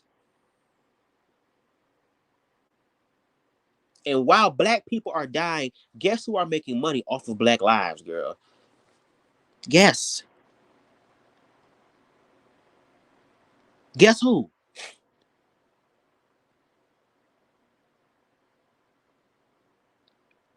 Bitch, all these trap ass niggas who make all this money and being put on by these white people, low-key selling their souls and shit. Let's talk about it. Selling your soul basically means that you're giving up something that is infinite and then some for something on a planet that you're going to leave eventually.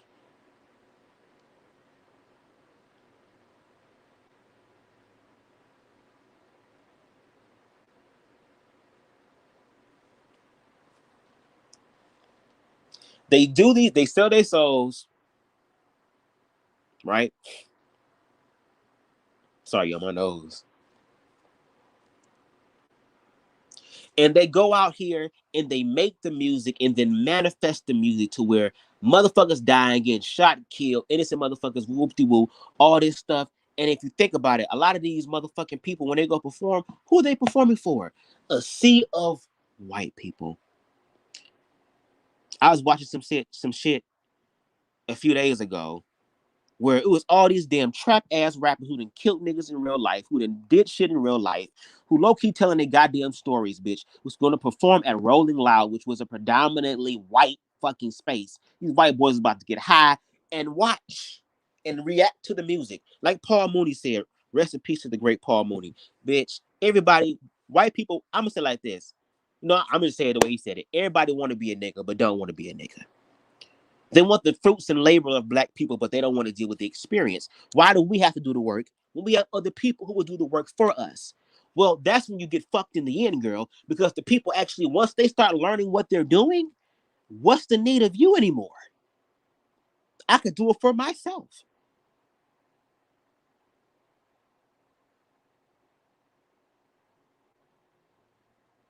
Y'all niggas ain't about community for real. Y'all not. Y'all not. Because if y'all was about community, there would be gays at the table having this conversation with them right now. There would be trans women having conversations like Hope Giselle and T.S. Madison would be sitting on these platforms having conversations with them right now. There would be everything else.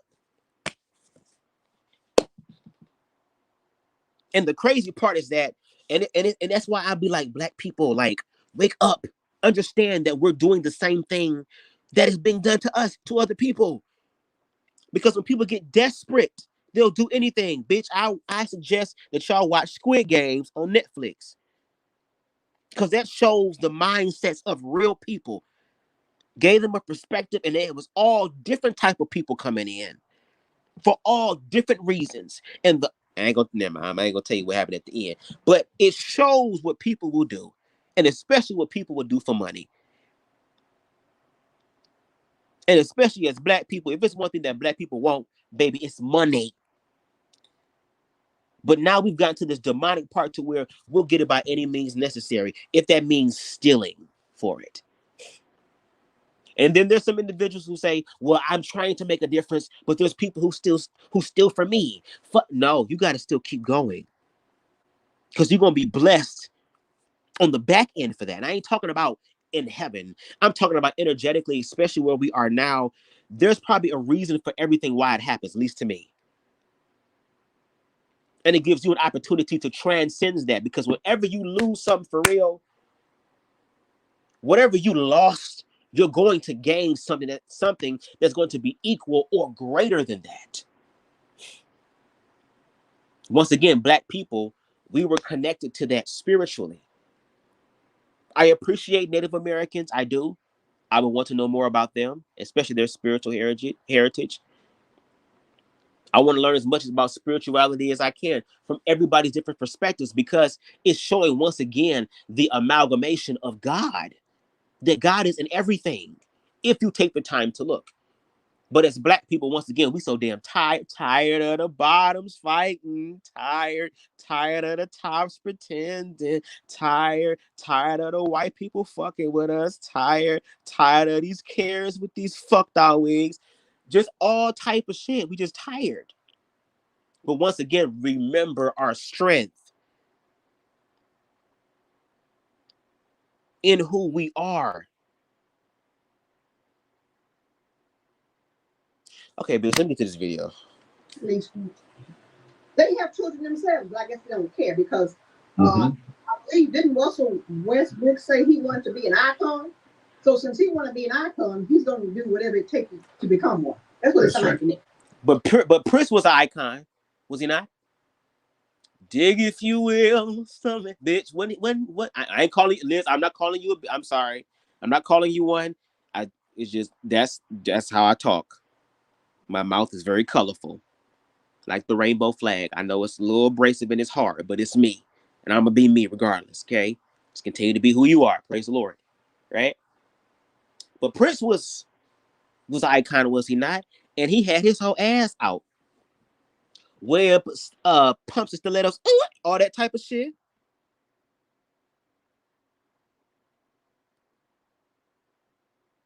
Yet this nigga was whooping niggas' asses in basketball, bitch, and just say, girl. But I think because Prince didn't kiss a man, or that he always had beautiful women around him, it didn't confirm that he was gay. Even though it was like, nigga, I don't know, because Prince, you not doing the no, quote unquote, like she said, the normalcy. What's considered normal, what considers to be right, because the majority says is right.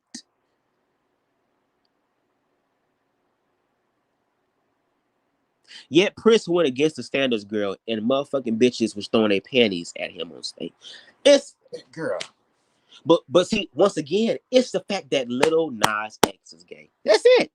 That's it. And I don't want to just have the real conversation. Like, what makes y'all? What is it about gay that makes you scared? Like, fuck the bullshit. Fuck what this other bitch said. This other hoe said, girl, that heard from this other bitch, and this bitch and contorted it, girl, and said this.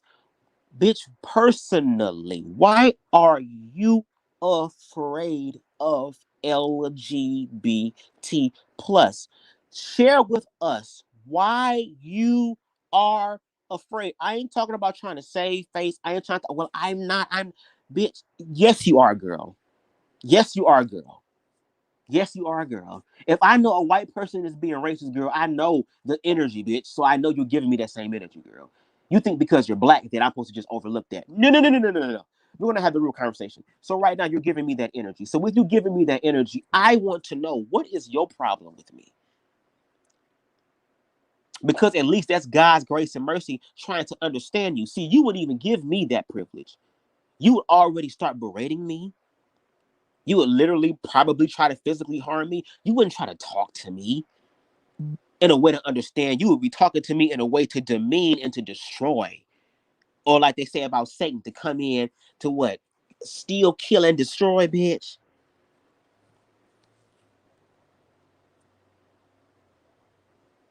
But I'm giving you the opportunity to get to know you and figure out what the problem is so that we can help you with that. And you better be glad, because sometimes God's grace and mercy covers you in that way, because sometimes people are going to try the right bitch on the wrong day. And what I'm fearful of is that it's going to have to take some sort of experience like that to happen to get people to actually want to start talking. Because once again, like I said, with a lot of these hotep conversations, which I do appreciate, but we're going to keep it real, there's a level of intimidation. Y'all, we might as well call some of the motherfuckers who come in with intimidation as a way to control shit. We might as well call y'all the Proud Boys, the Black History Month edition.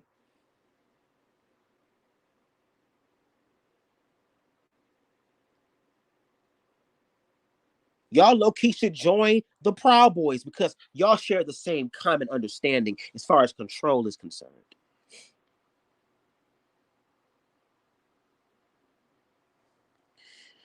Baby, you'll have to make me cut this damn AC on. Look at these comments.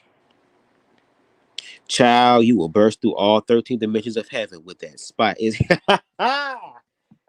well, I'm okay with people coming back and telling me their experiences. I'll just learn from it. I don't want my own personal experience. I'm okay. Praise the Lord. Child, white people get mad at the word no. Boom. They would not be able to handle what they gave and still give to everyone else. Of course, but listen, if I was a white person right now, I ain't even gonna hold you. And this is not, and I know people are gonna say this is a hate speech, but it's like, y'all over here saying some words is probably not gonna happen compared to what it is that actually happened.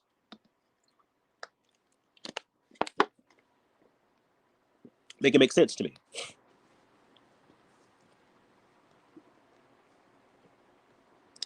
But if I was a white person, let me tell you something, bitch. I would be learning how to cook soul food, bitch. I would be volunteering on my days off, girl, to go work at a goddamn African American museum.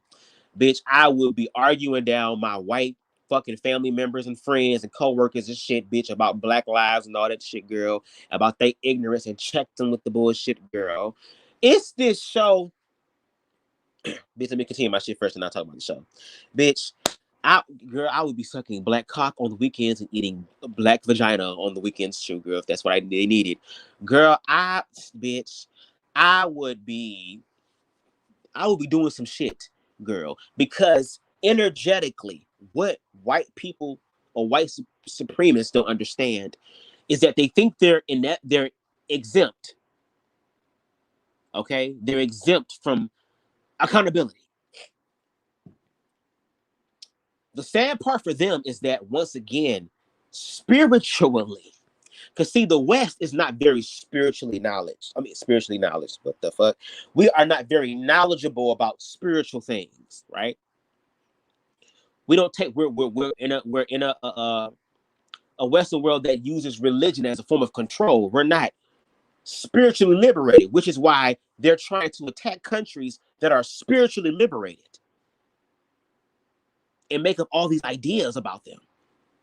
It's kind of like a kid who is jealous of another kid because that kid happens to be a little bit more talented or a little bit better than them, not knowing that if they work at it within themselves, they can become even more talented than that person. But they place limits on themselves, and they use supremacy and use this whole triangle type of thing in order to control people underneath them, because we have to feel like we're on top.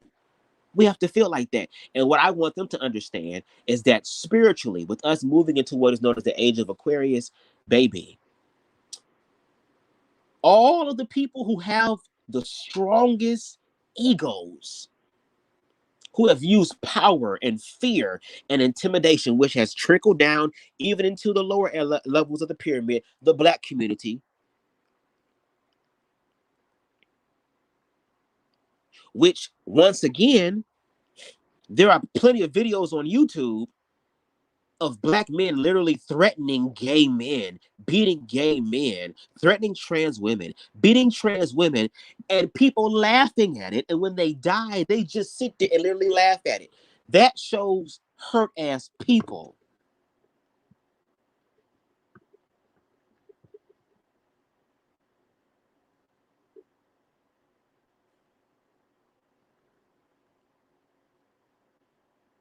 That shit again trickles down to the lower levels.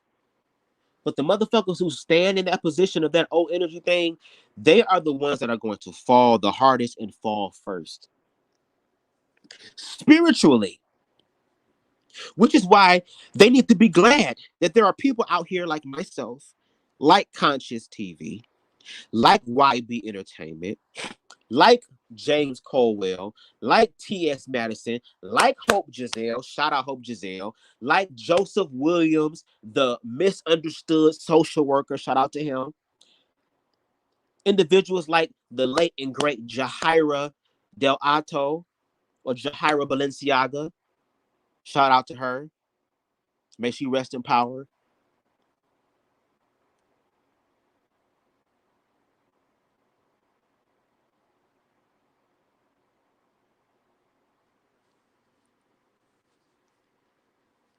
Be glad that there's people out there like us that are trying to have these conversations to build an area that is gray under love, because that's what it's supposed to be. Because in the era that we're entering into, bitch, if you walking around in some low vibrational shit, whatever the fuck you feeling in your spirit and what you think, girl, you're going to manifest very quickly. And if it's going to happen on a personal level, just imagine what is going to happen on a bigger, hive-minded level. A conglomerate of people thinking the same thing. What the fuck do you think is going to happen? Even in the Bible that a lot of black people love, there's a scripture that says where 2 or 3 are gathered together, there it is. And black people, y'all are sitting here and y'all are literally manifesting all these strong representations of LGBT people. You're literally giving LGBT people power.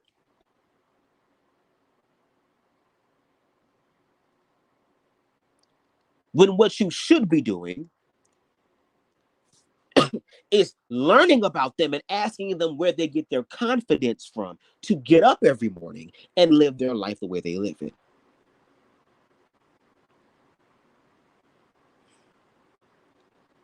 But once again, that's too hard for us to do. So we rather just go ahead and just steal shit. And just take shit. And just kill motherfuckers for it. Bitch, hood ass Hunger Games.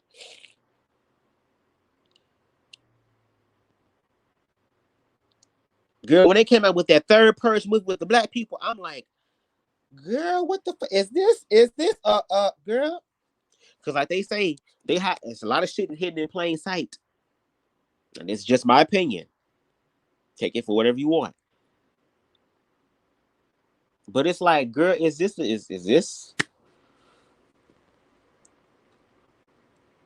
girl, we had a preface or something about some bullshit? Like, what's going on? I'm just saying, be glad that there are people in the world who just want to help awaken. That's why they want to do, help awaken. And every new energy thing has a right to be challenged. It has a right to be. I'm not saying that you can't ask questions. I'm not saying that you can't vent your frustrations. But my thing is, as long as you vent your frustrations, also understand that first of all, respect needs to be established regardless. Even though it may get a little intense and heated because we talking about some shit that's not really addressed. So we really get to that root. So when you get to a root of anything, like a root of a tooth, you're hitting that nerve. So that nerve gonna hurt. And both of us might get hit with nerves. That's okay. But are we willing to work through it, through brotherhood, through blackness, right? Through what it means to be black, okay? And to allow and understand all the intersectionalities of blackness. We don't even know what black is monolithically. I don't even know if that's a real word as far as what I said, but we don't even know what the monolith of blackness looks like. We don't. We're struggling with that. And I'm going to tell you right now, if y'all are telling me that a monolith of a black man is what a trap nigga is, girl, I'm going to have to motherfucking moonwalk my ass away graciously, okay? And then I'm going to say this and we're going to go back to the video because, bitch, we flowing. I got to have the conversations they're not having, so it is what it is. You know what I'm saying? It can go back to the infamous picture of, well, if you were a parent, what type of child would you want? Would you want child A child who's a trap nigga? The word trap is literally there. Look up the word trap, people. I mean, my Jesus, come on now. Hello. Anyway, trap ass nigga. The world's view of a black man. The world's view of the white view of the black man that we've perpetuated. Right? Perpetuated that. So long. Now, I'm trying to get my thought. I kind of lost for a minute. Hold on. It's going to come back. Where was I going with this? Oh, there we go. Thank you. Yes. Thank you. Trap nigga. He got a gun in his hand, throwing up gang signs, all this shit. Just, what's expected of black men, right? We've seen the reality. Okay. Literally live in the neighborhoods where these realities manifest, girl. Literally. Right?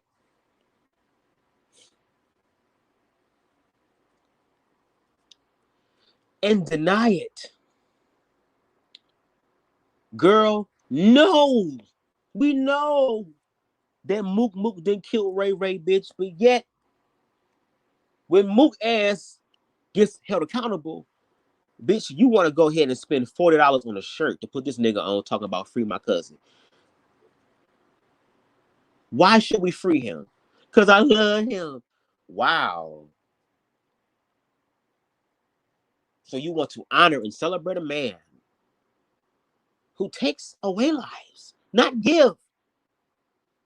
The man who takes away lives is now concerned about the children when there are children dying in the streets. Following this idea, and once again, it's a manifestation. I'm not talking out the side of my neck, bitch. Literally turn on, bitch. I live in the hood, girl. I live in the hood. A few days ago, I literally heard some niggas arguing, and then pop, pop, pop, pop.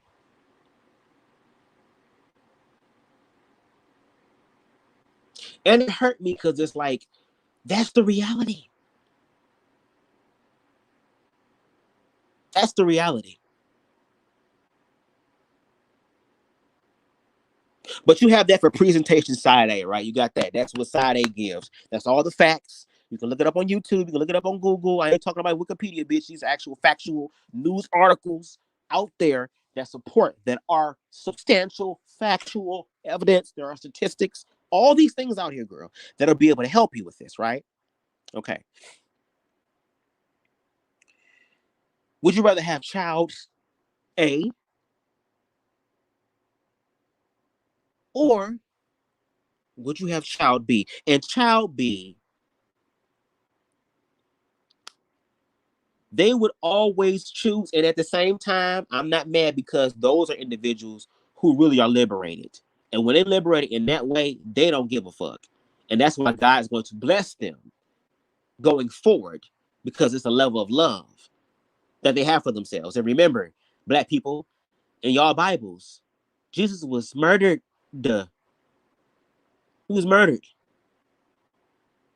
by people who think the same way that you do. Know that. They then murdered this nigga and then turned him into a religion and turned his story into profit. Girl.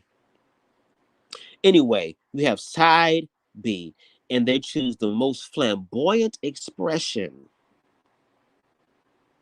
that a man could ever express. Even with the thumbnail of this video, it's literally, I forgot his name. He's a model, light-skinned model. He got his freckled face. He's very cute guy, very attractive guy. But he has more feminine energy.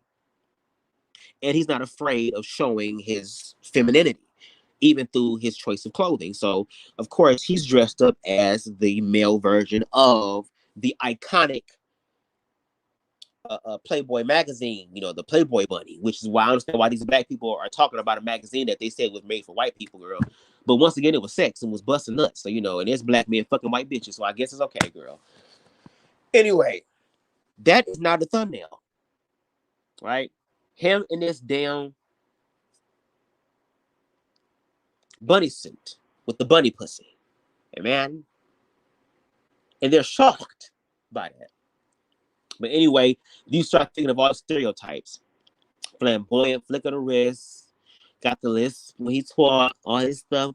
Grandma, stop. All it is, you know, just doing it, girl. You know, wear clothes and shit that, you know, girl clothes and shit. Because, you know, I'm a boy, but bitch, I shower what the fuck I want. All this shit. The motherfucker got to get the pastor called on him. The deacons want to come lay hands on him in more ways than one, bitch. The deaconess is getting mad because they got them deacon husbands laying their hands on the young ones more than they do them, you know. Just an amalgamation of bullshit, you know, going on.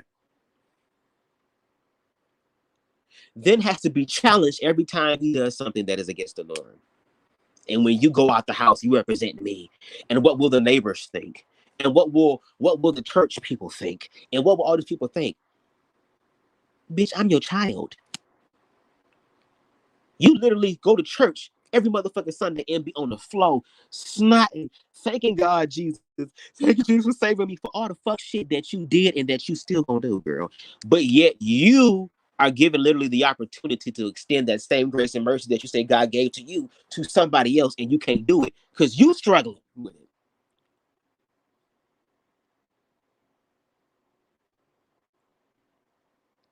Then parents having to deal with literally being hurt too because they don't want to hurt their children, but once again, they have to do what they have to do.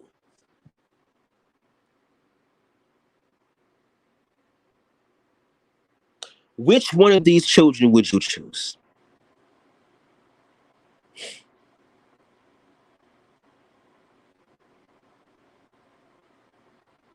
What will you choose? And if you were to look at the comment section,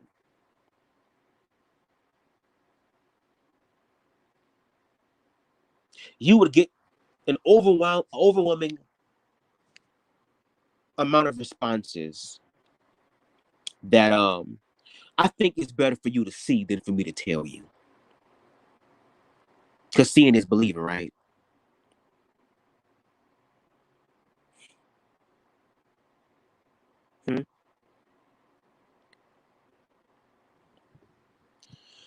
So was Prince not masculine? Yep, he wore makeup, heels, frilly clothes, had his hair blown out. He was very androgynous, was a shady queen. Yep, he sure was. If based on her logic, was he not contributing to the downfall of the black man? Yeah, I mean, hey, like I said, we're gonna go back to the video, I promise. And like I said, bitch, go back to the motherfucking 60s and 70s with Eyes and Brothers and all them. What them niggas wearing goddamn tight ass leotards, had the nut print on the side and shit. Niggas wearing frilly shit and boots and shit. That's because them niggas was high, girl. They didn't give a fuck, girl. They were just making music. They were free, girl, to be themselves. Ho was talking about spaceships and Mother Nature and all this other type of shit. Girl, they said these black people are connecting. We gotta fuck this up. Literally, you can go on YouTube right now and type in Heat Wave, Always and Forever live on Soul Train and literally watch the outfits these niggas had on. If a nigga was to come out in this bitch in 2021, girl, with the same outfit,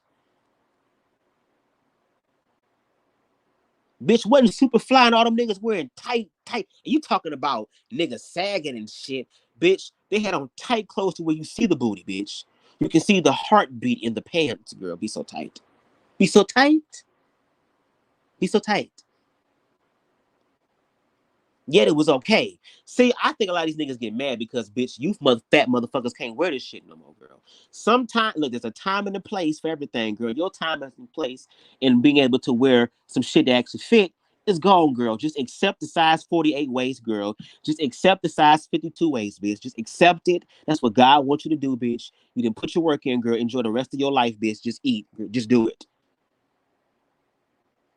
Okay? And portly men worry about portly business. All right? Don't bring your ass over to the fashion world, girl. If when you walk in and the fashion people want to kill their damn self, because it's like, girl, I don't even have enough material. I got to put the rest on for the rest of the other models. I'm about to have a nervous breakdown, bitch.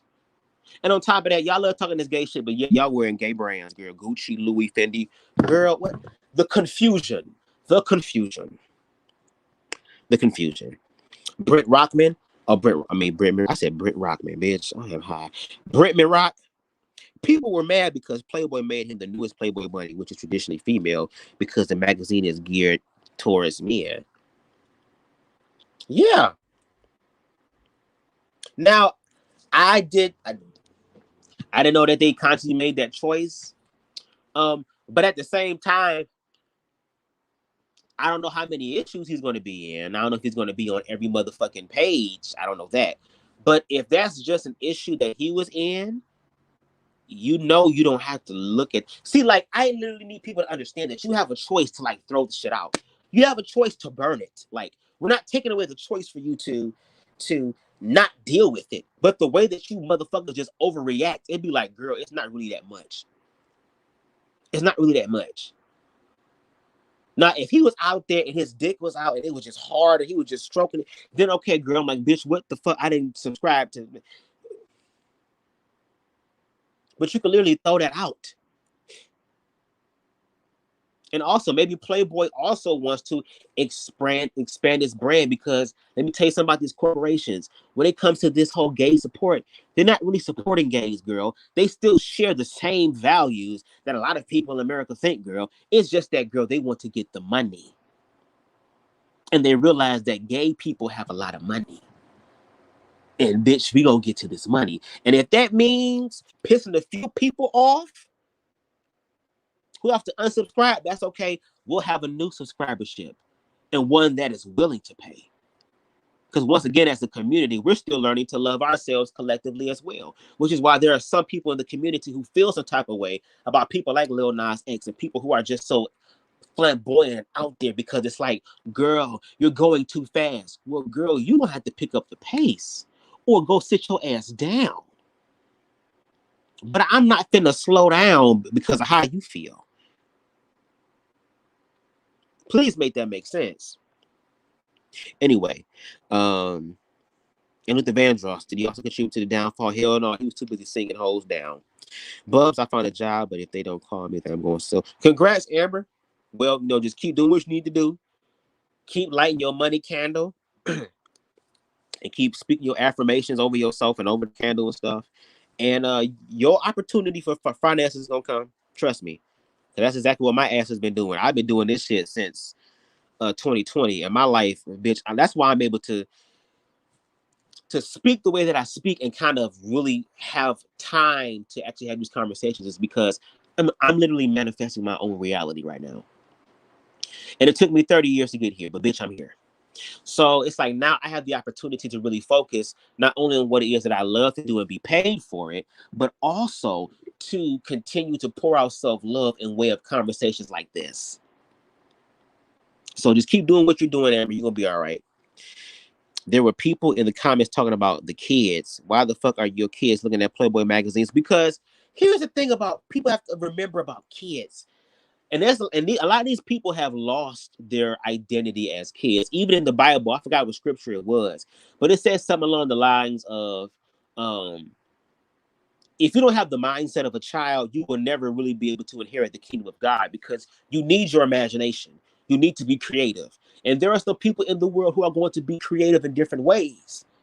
Now, you have a choice to whether to acknowledge it or not. We want you to understand that the choice is also yours to not give into that. And also, if you don't want to give something power, just ignore it. Let it go. Leave it alone. You see it as, oh, well, we have to do something. We have to do something. No, no, no. Y'all need to ignore some shit that's not even hurting y'all and go focus on the shit that's hurting us. I ain't talking about us just as the LGBT community. I'm talking about us as a community. Because there's a lot of straight trap ass niggas out here who literally be shooting and killing not just their targets, but innocent people.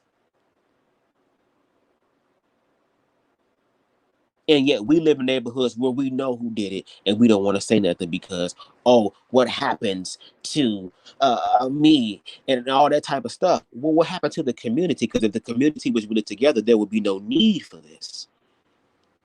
There would be no need to be lying and harboring something. And then, but then when it's your child, then you feel affected, girl. See, that's the crazy part. You're worried about your child being gay. You're worried about your child being struck by this bullet by this ignorant ass nigga outside. To where you can't even sleep on your furniture, girl, because bullets be whizzing by. Please make it make sense.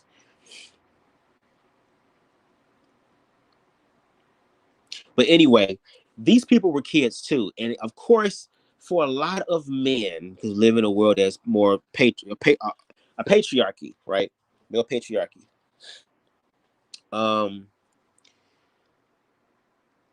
It's kind of like some sort of rite of passage for men, heterosexual men. And it's encouraged because it's like, yes, this is what I want you to do, son. And a lot of these guys who are subscribed to Playboy remember probably seeing Playboy as a child. So they continue that. And then once again, it's that bonding between a father and his son in reference to, yes, I can relate to you, my son. I can relate to you in every way possible. I can be connected to you in every way possible because now it's a rite of passage. And that it's okay, son, to look at these things. It's perfectly natural. Now, do I think that's wrong? I mean, children are inquisitive. I mean, these are individuals who are coming to Earth to learn Earth.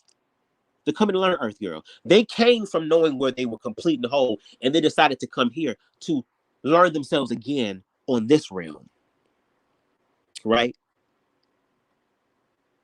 So, I'm not saying that a child shouldn't have the right to experience. I feel like children should have a right to choose for themselves. Because even a lot of these parents had to think for themselves and did rebellious things too. And that rebellion is not always bad. Rebellion means that a child wants to also know their own independence and their own selves. And parents get so upset because how dare you? I provide for you. I provide for you. They start this generational curse that their parents said to them.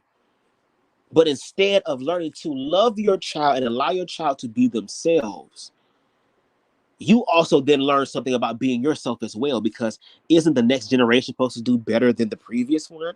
So the next generation has to come in and do things that are previous from the older generation, the older energy. And realizing that because a newer generation is coming does not mean that the older generation is completely just outdated and it has to be discarded. No, there's a lot of wisdom that comes with that too. But things have to change. There has to be an evolution somewhere. And that's what's exactly happening now. An evolution. And look, ready or not, it's coming. So whether y'all prepared or not, bitch, is coming. You can actually find a way to connect to it that it benefits you and that you'll be able to benefit other people, or it's going to be a shit show. That's right. That's right. Amen. That's right. So yep. I'm not sure what's going on. If you recall, I talk about a lot of the books that I read when I finally went to college, and one of the great authors that I read was Dr. Frances Cress Wilson. And she talked about this. And as you know, Howard fired her, you know. But when you go back and look at her writings, books that she wrote as well, but she used to write a lot of psychiatry journals. Right. She used to write in those as well. But if you go back and read some of that stuff outside of the books, she had already, this was a premonition that she already realized that was going to happen. And fast forward to 2021, here it is, full tilt. It's like clairvoyancy, you know, her being clairvoyant in all of that, because she foresaw what was happening. And that made her a pariah to so many people when she would speak about this stuff. Because when she would write in a lot of the psychiatry journals, she touched on this stuff long before she even wrote it in books. See, many people don't know that. Before she started publishing books, she was already putting this stuff in these psychiatry journals. Okay. Can y'all hear? If y'all can hear, please let me know in the comment section. Because if not, I'll cut it up. An institution such as Howard, if she's speaking truth to power, it makes you wonder how the people there, the old heads, if there's any still there now, feel about what's happening in our society based on the truths that she was telling. It makes you wonder. But it is our job as people within our own community, Lance, to educate our children and show them what's real. Educate your children based off of what you know, or educate yourself so that you have a more broader, open, and more aware perspective, and then teach your children to do that so that they can continue to be evolutionary in reference to not just themselves but other people as well. Is that the case too, or is it just the first one you said? And all of this stuff, like, I mean, this is crazy. So kids are supposed to walk around and talk about they want to be one of, boys specifically, they want to be this for these that's why I don't celebrate Halloween. So I go to my parent and say, hey, I want this for Halloween. What? I mean, real talk. I mean, is that what is the what part? What's the what part? I want to know what the what is. Like, I don't even have, look, I can sit here like this and not say one word, but y'all know how I feel about this. This here, people didn't want to hear it when I was saying it many, many years ago. I wasn't even on social media. I'm not saying I'm some iconic whatever, but amongst friends, right, and anybody who got to know me, it's like, let's not confuse this for, and I don't have to explain, well, I'm not hating and I'm not bashing. I don't have to say that because it is what it is. If you take offense to me not liking this stuff and saying this has been an agenda for a long time, and many of us have been kept asleep at the wheel with other distractions, now it's coming to fruition right in front of your very eyes. What you're going to say? I'm still that stupid, out of touch conspiracy theorist. Now, maybe I'm not right on everything, but when you see so far in advance, and they're doing a controlled demolition, you sitting there up under the building, you watch them put bombs under this side and bombs under that side. They never hide it. They're doing a controlled demolition. But you don't know what that bomb is. You might see it, or it's dressed up as a big piece of candy. Okay, so let's talk about. I love conversations like this. See, this is people I need to talk to, because these are people who, yes, I like this. So let's talk about controlled demolition. Okay, controlled demolition. If y'all going to look at a perspective in reference to a controlled demolition,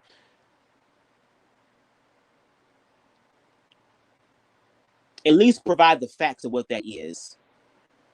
And I know people want to talk about, the people wearing the dresses and stuff wearing the dresses, but I'm talking like factually, where is the actual damage being done to the actual damage to the Black family?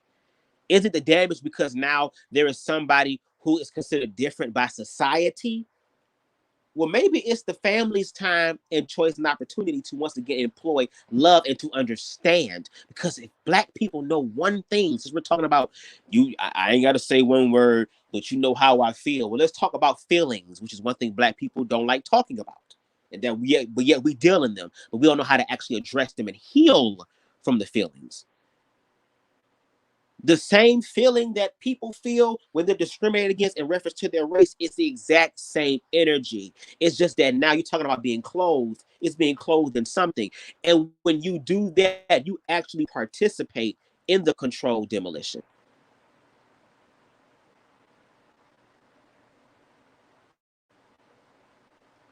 Y'all are allowing articles of clothing and expressions that is different or unique to the Black experience in today's world.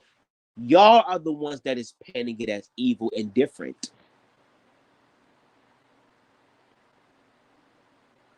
Now, if you're gonna talk about a controlled demolition, y'all should have, y'all should have been on controlled demolition. Then, if that was the case, I want to say something, but I know it's gonna be shady as hell.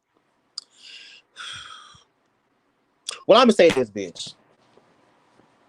Y'all talking about controlled demolition. Gay people ain't having gay kids, first of all.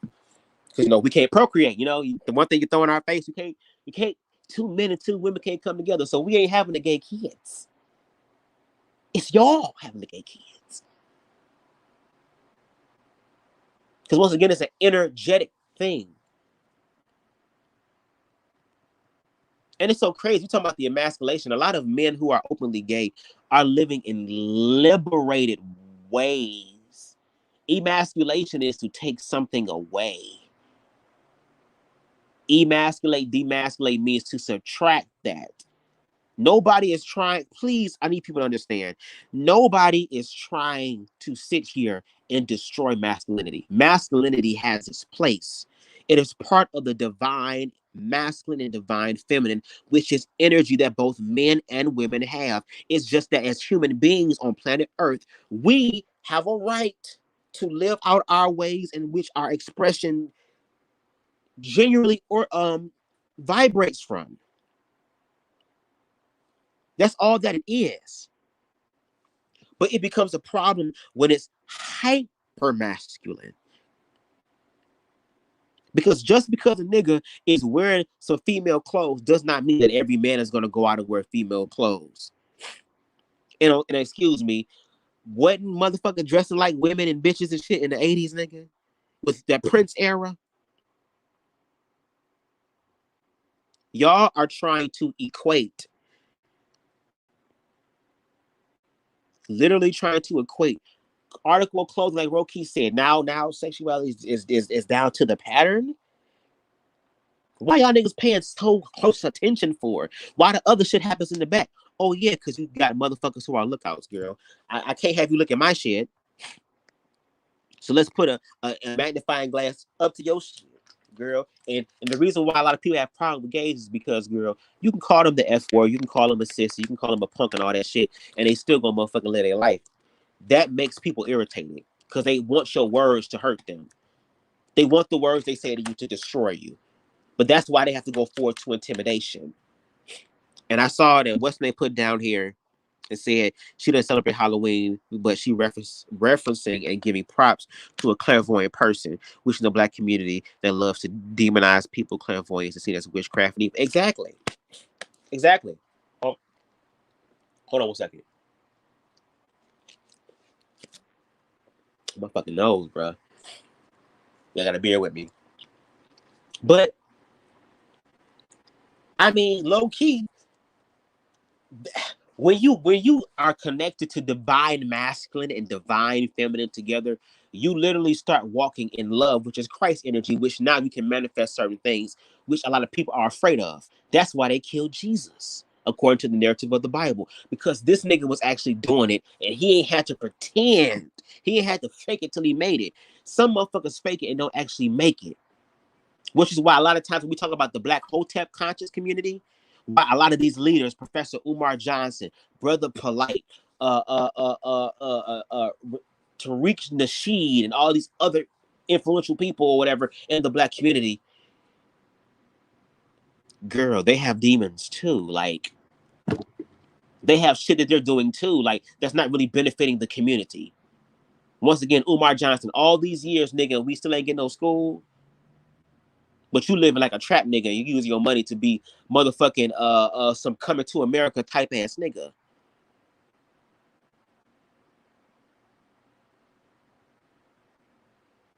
But there's always been spiritual people. There's always been people who understood spirit. And once again, Black people, we were like that. And that is funny. I'm glad you pointed that out. Real key.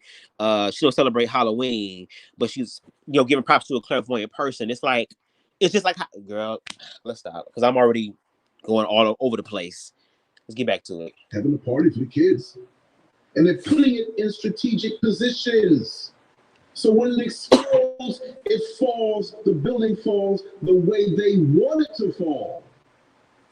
So in strategic positions in schools, strategic positions with religion and tying the hands of the pastors who should be speaking the truth. They got them tied. Now in school, you got them tied. The entertainment world, they play around lightly and introduce certain things. Wow, right? This is a long-term plan. See, the others, have been with this. They've been doing it for a long, long time, especially in Hollywood. Oh, wow. Hudson, a heartthrob to many white women and a foolish bit of sisters. They found out that he would have these parties with dozens of young boys. What you think he was doing with them? And isn't it a surprise that he died the way he died? I mean, hell, you straight and have that many partners, you're probably going to die that way. Reckless. But they covered it up in Hollywood from way back.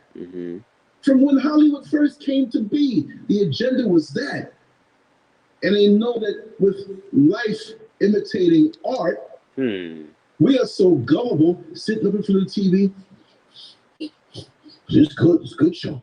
And they slowly introduce, you know, nuts. Look, I think I got the last set of straight nuts. We know good brothers now. I'm just saying. Wow. I'm not backing up off of this bad boy. This has been the plan, and we've been distracted, and now it's cut out in our face, and they're going after the minds of our children. To heck with people like me at my age, almost 60 years old. We know what you're saying is the truth, but you'll be dead and gone in 40 years, 45 years, or maybe even 20 if you talk too much. See? So no, it might be them ham hocks. I don't think nobody taking you out except that food. In the melanin, and traditionally are not. I'm just playing. Now we know we're gonna have some that look like us. Oh no, in Africa it's not so. Shut up. I see so much strict. Now they're trying to introduce that over here to Ghana, right? And bring and suggest it, and make it seem like it's an option. If something's not on the menu, you'll never ask for it. I know in nature. And I know with a lot of y'all don't even memorize the damn menu. Y'all be holding up McDonald's. Can I get a You got the bolt and you got the nut. There's nothing else. I'm not knocking you if you go against the grain and against the threading of the bolt or the nut. But you can force that. But it's deeper than just the physical. Right. It's a spiritual thing against nature, against the Creator, because those who are behind that hate it. Wow. They hate it. Wow. And straight black masculinity is not allowed in this world. If you are a penis possessor and you are aiming that penis in a woman's vagina in your intimacies, you are committing a crime. So they have to wipe it out subtly over time and give it an option. What? It's about the black man, y'all. What? They got some of them, but that's not my fight. What? Because they don't care. This is what they do. What? They want us in that. 9% of the world population, they want us pointing our sperm bag and penis up in the next man's anus. And we know there's no life up there. Wow. I don't care how much Captain Kirk or Mr. Spock might fly up that way.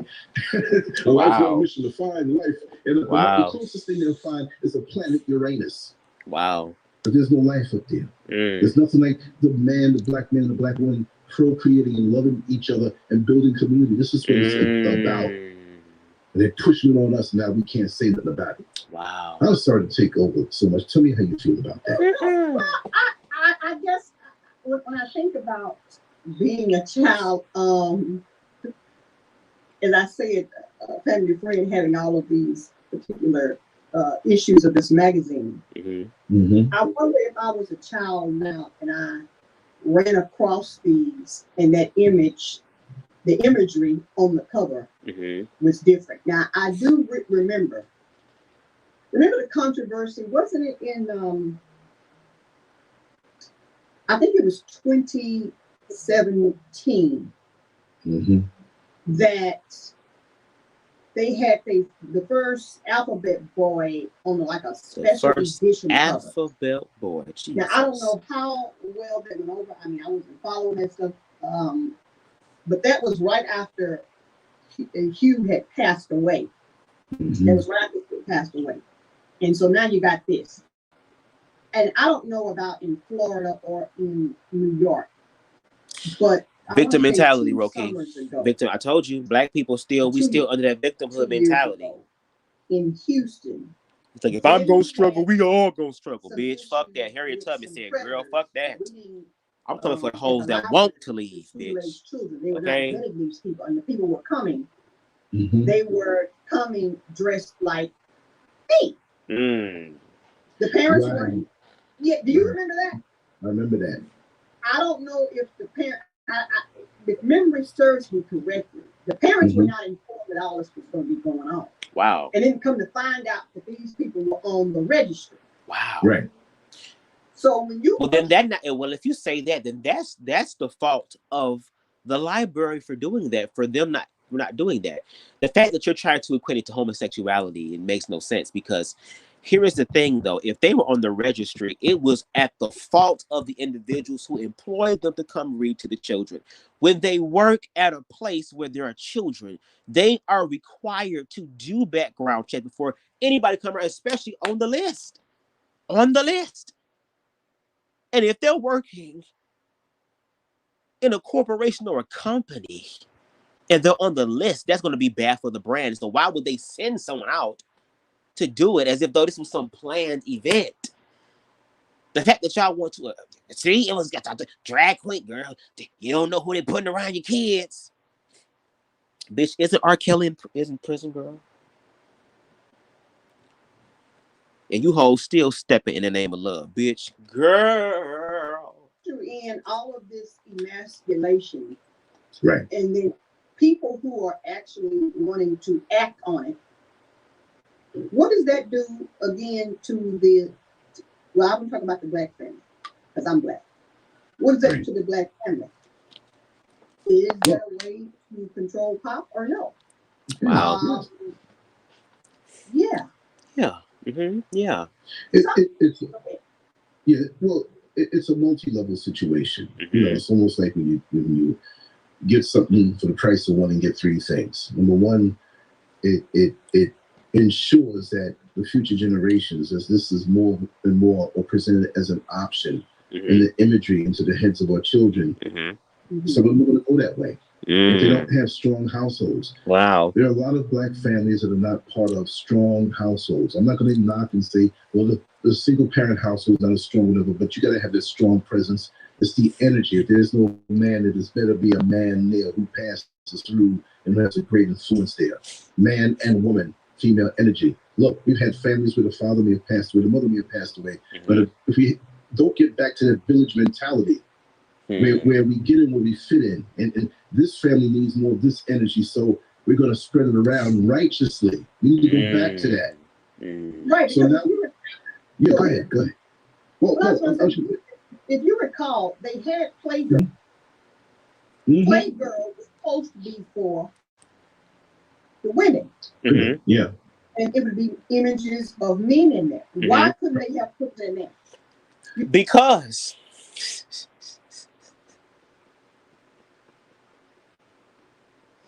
once again, women look at men as macho men.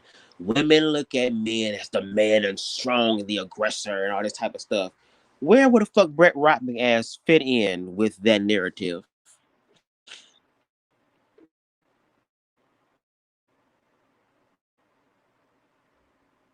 Where would he have fit in at? that probably would have turned some women off. Why is he here? Because he's gay. That's it. It's because he's gay. It's because he's gay. Because he's gay. Because he's gay.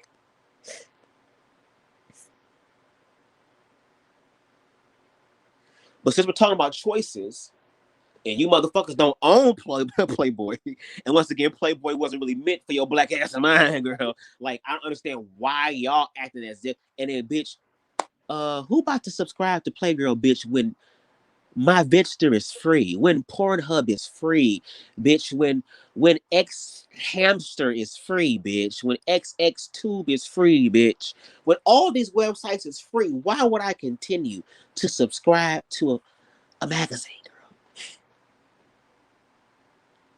Unlike y'all, they can go through their phones now. Like, y'all have to understand that children are evolving a lot faster than y'all can keep up with.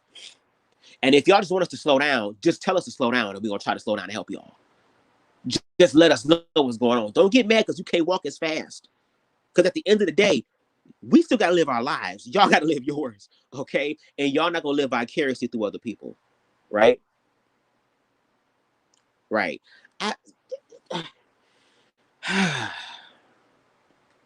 You see what's happening here? You see what's happening, right? Yeah. Blurred lines. Yes. Blurred lines. Yes. Yes. And many people don't know, but I found this out in New York City many years ago. You know when you have the bunny ears, like we have in the thumbnail for the video, and the bunny ears are sticking up like this. Well, you know it's a gay sign. Not me putting up two fingers. I'm saying the bunny ears on the logo for Playboy. When one ear is pointed down or bent a little bit, that means it's a gay thing. Wow. I'm surprised they didn't do that. I'm gay and I didn't even know that. Damn. And when you see on the back of I learned something today. Right? The Playboy bunny image. Some people have it with a sticker, and it's the two ears sticking up. But when you have that one ear sticking down, that's a secret way of saying with the rainbow. I guess the question I'm asking, because I don't subscribe to Playboy, I don't.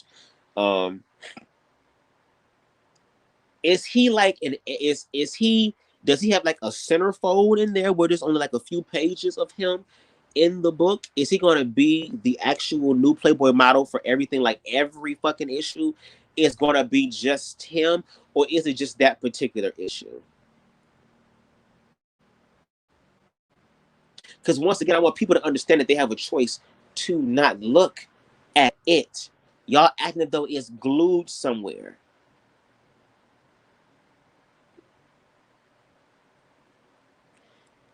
When was that established? When did that become a thing? That's what I'm saying. Like, I'm finding out some information, and I'm a part of the alphabet community according to them. And I don't know this. Did I miss the memo? Was I not at the house? Did I miss the email? Did I miss something? Because I'm speaking from my experience. Now, as far as, are there people in positions of power who are malicious and who are nasty, who have negative, low vibrating energy, who happen to be gay? Yes, I'm pretty sure there are people like that. But to just make that something that is completely exclusive to the LGBT plus community is farce, because there are more heterosexual people who do even more darker things. Because in the world of patriarchy, there has to be somebody at the top. And the gays up there that's doing all this weird type of shit or whatever are their own twisted, demented fantasies of just doing and emulating what the heterosexual people do. It's just done in a gay way. Now, do I think that that's right what they're doing? Hell no. You shouldn't abuse nobody. You shouldn't exploit anybody. But what we're not going to do is sit up here and make this a broad generalization on the whole entire community. As if though people still don't have a choice to believe what they want to believe. Just like there are people who are going to listen to this, will call me stupid, call me ignorant, say that I'm under the influence, all these things. And they have every right to that, to believe whatever the hell they want to believe. But bitch, I'm speaking my experience and what my life is. Which is why when it comes to LGBT, I don't know everything, but when it comes to gay, I know. Because that is a part of my life reality and life experience. And they're afraid of people actually telling the story, because when people start telling their own stories, then other motherfuckers simply gonna have to step up.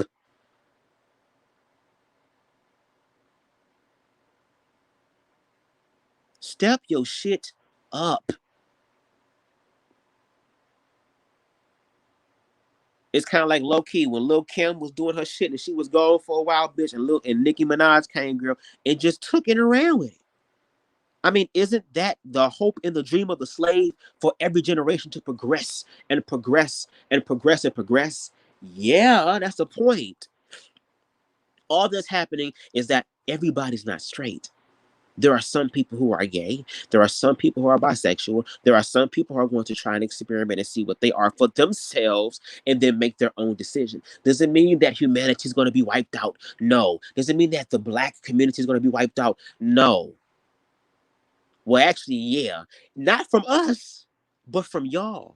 Because once again, like I said, when we had that whole example with photo A and photo B together and what child you would want, a lot of people will want child A because even though child A is taking life away from people and having his life taken away from other people, which then takes our lives away from the situation, girl, but at least he wasn't gay.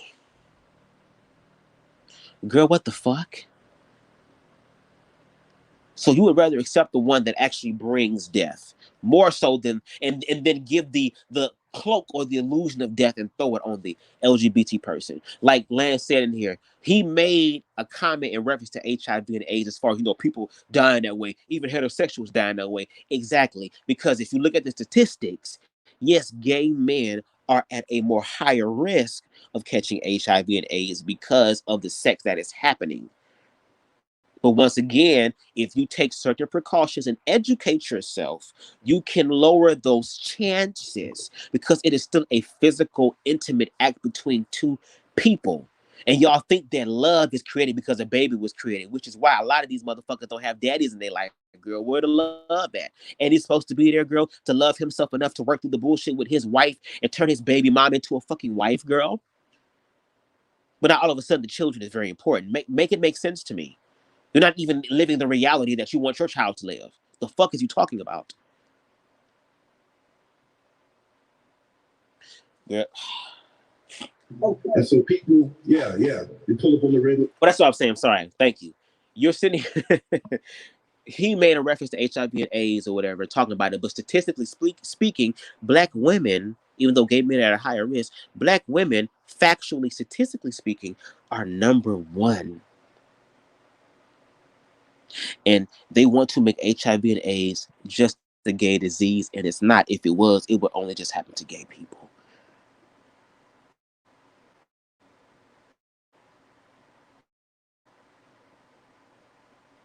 I don't know heterosexual community. I'm not even gonna say that. I'm not even gonna say that because there's even a stigma around that. See, anything that puts you on the outside of what the norm considers to be ideal will be looked out and be ostracized. But isn't that the point of this experience, to be unique divine expressions of God in different ways? I mean, we all came in with our own individual, unique fingerprints. So why are we trying to live vicariously like other people as opposed to just being ourselves? There is a place for you in this world if you look through the lens of love, because love is inclusive.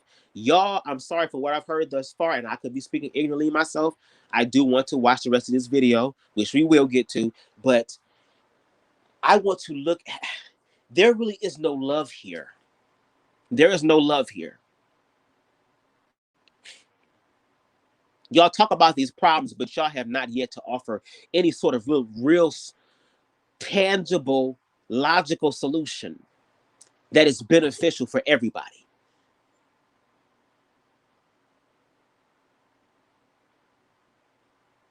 And once again, like I said, when it comes to my Black brothers and sisters, I think it's a level of jealousy.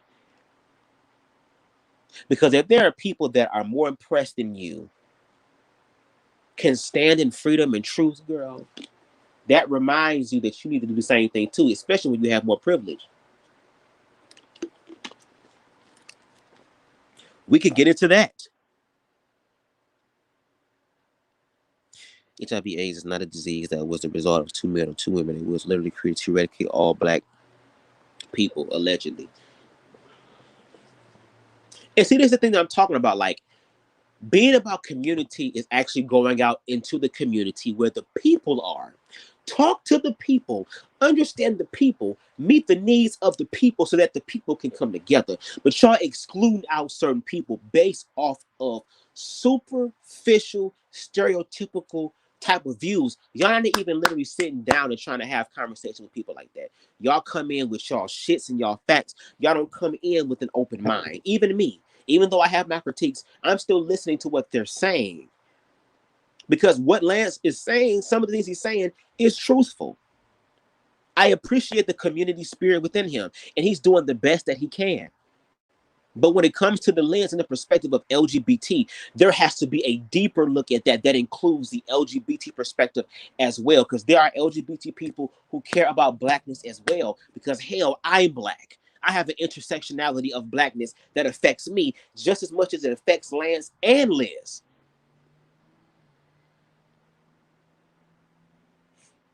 Even though Liz and Lance are individuals who do not support the whole trap thing and what the demonic shit, which I do agree with that, don't support that, they're still black. And even though there are more intellectual black and safer blacks for some people in reference to how they speak, I don't know about Lance because Lance says some controversial stuff, but it's kind of like that doesn't make you exempt from any sort of discrimination. And that's all that this is. Like, black people, I love us. I really do. I love us. But we do not own the patent on discrimination. We don't. We're the ones who have made that our identity the most. But it is not something that is exclusively meant for black people. Once again, we are a group of people who have left who we are and was given something foreign. It was told that we were something else instead of who we are, which once again, if you do your research, I know some people don't want to talk about gay in Africa because of course, gay people are going to do the research because it might be biased or whatever the case may be. Well, I mean, straight people, y'all not doing the research. So, I mean, somebody got to do the research. Now, y'all willing to come over and look at the research if you want so we can really talk about this. But then when you actually look at the shit and actually see it for what it is, y'all get shooketh. Because once again, y'all are trying to find every excuse you can to not do the work for yourselves. Which is why as a black community and the intersections within it, like black and LGBT, if blackness falls, everybody falls.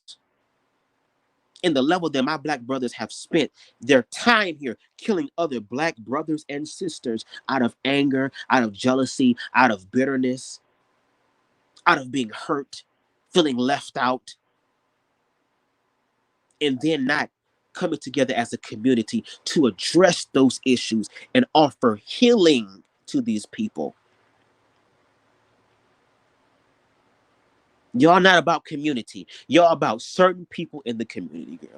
And if people actually go out and do community work and work through love, even the most low vibrating people will find God. I mean, according to this book, what are a whole bunch of liars and thieves and all type of fucked up people who still wasn't perfect, who was still loved? Like you have no, hey, what's your name? Pull over. They know. It's like a secret Masonic order in so many different ways. And people say, well, no, there's no agenda. Well, those who are part of the LGBTQ community who may not be officially in it politically, who officially in it politically, okay, who've had their influences and experiences, of course they're going to say it's not like I'm a card carrier member of some organization. But there are people strategically up top who are there to influence, and they use us to influence. So you can't tell me Lil Nas X isn't an agent of that kind of twisted change. First, go after the kids and get their attention. Now, bring your attentions elsewhere, like the Pied Piper. You're leading them off while you play this horn. Yeah. Speaking of Pied Piper, yeah, he may have fucked around in some booty holes and some niggas, but we saw the videos of what he was really doing. And he wasn't on our team, y'all. He was on y'all team. Okay? Y'all niggas still Your mind telling you no, but your body telling you yes, bitch. And guess what? Y'all not even checking the R. Kellys in your family, the Pied Pipers in your family. You got your eye focused on the gay nigga, that you ain't even got your eye focused on the motherfucking nigga who really gonna do something to your son, bitch. I'm not calling you bitch, Lance. This is just how I talk. Just saying, okay? And they just left it up because they like Lil Nas X from before, but now he switches up, and now it's a whole different direction he's going into from the original one, and now he wants to wash his hands of it. Wow. But he knew even from back then, you're not afforded any bit of fame in Hollywood or the entertainment industry now on pure talent alone. No, you have to be part of what they tell you to do. And so many of us tell over and over this is what it is, but they don't want to believe it. It doesn't mean that you're going to be an instrument of change just for the LGBTQ community, right? But see, it may be something else. They may be giving you masculine roles now, so later on, after 10 years of being a successful black actor, you can say, well, all along I've been gay, or I'm coming out, or whatever. Why does it have to be that? Why? Because, girl. Because when they do shit like Lil Nas X, y'all can't handle it. And then a lot of times when you're not a black gay man who happens to have a big gay following is about change and people are actually paying attention to people's lives and stuff, but you don't have that type of affluence around you. And then on top of that, when you already start off being somebody that you're not, and you've been doing it for so long, you yourself have digging yourself deeper into the closet. And it's always somebody, it's always when they fall in love. Ain't that funny? When people fall in love for real, and that shit really motherfucking hit. And I'm talking about real love that's inspirational and life-bringing and life-giving, that'll make you change your life for the better for you. Maybe not people don't understand, but bitch, I'm talking about my own personal joy and happiness, bitch. I just happen to be on the top level of celebrity, girl, and I still deserve to be happy. So if I come out and say that I am this way, or this way, I hate saying that I'm gay, it's me walking in my truth. And once again, it's not just heterosexual people who watch television and TV shows and movies and shit. It's all types of people. It's not just y'all.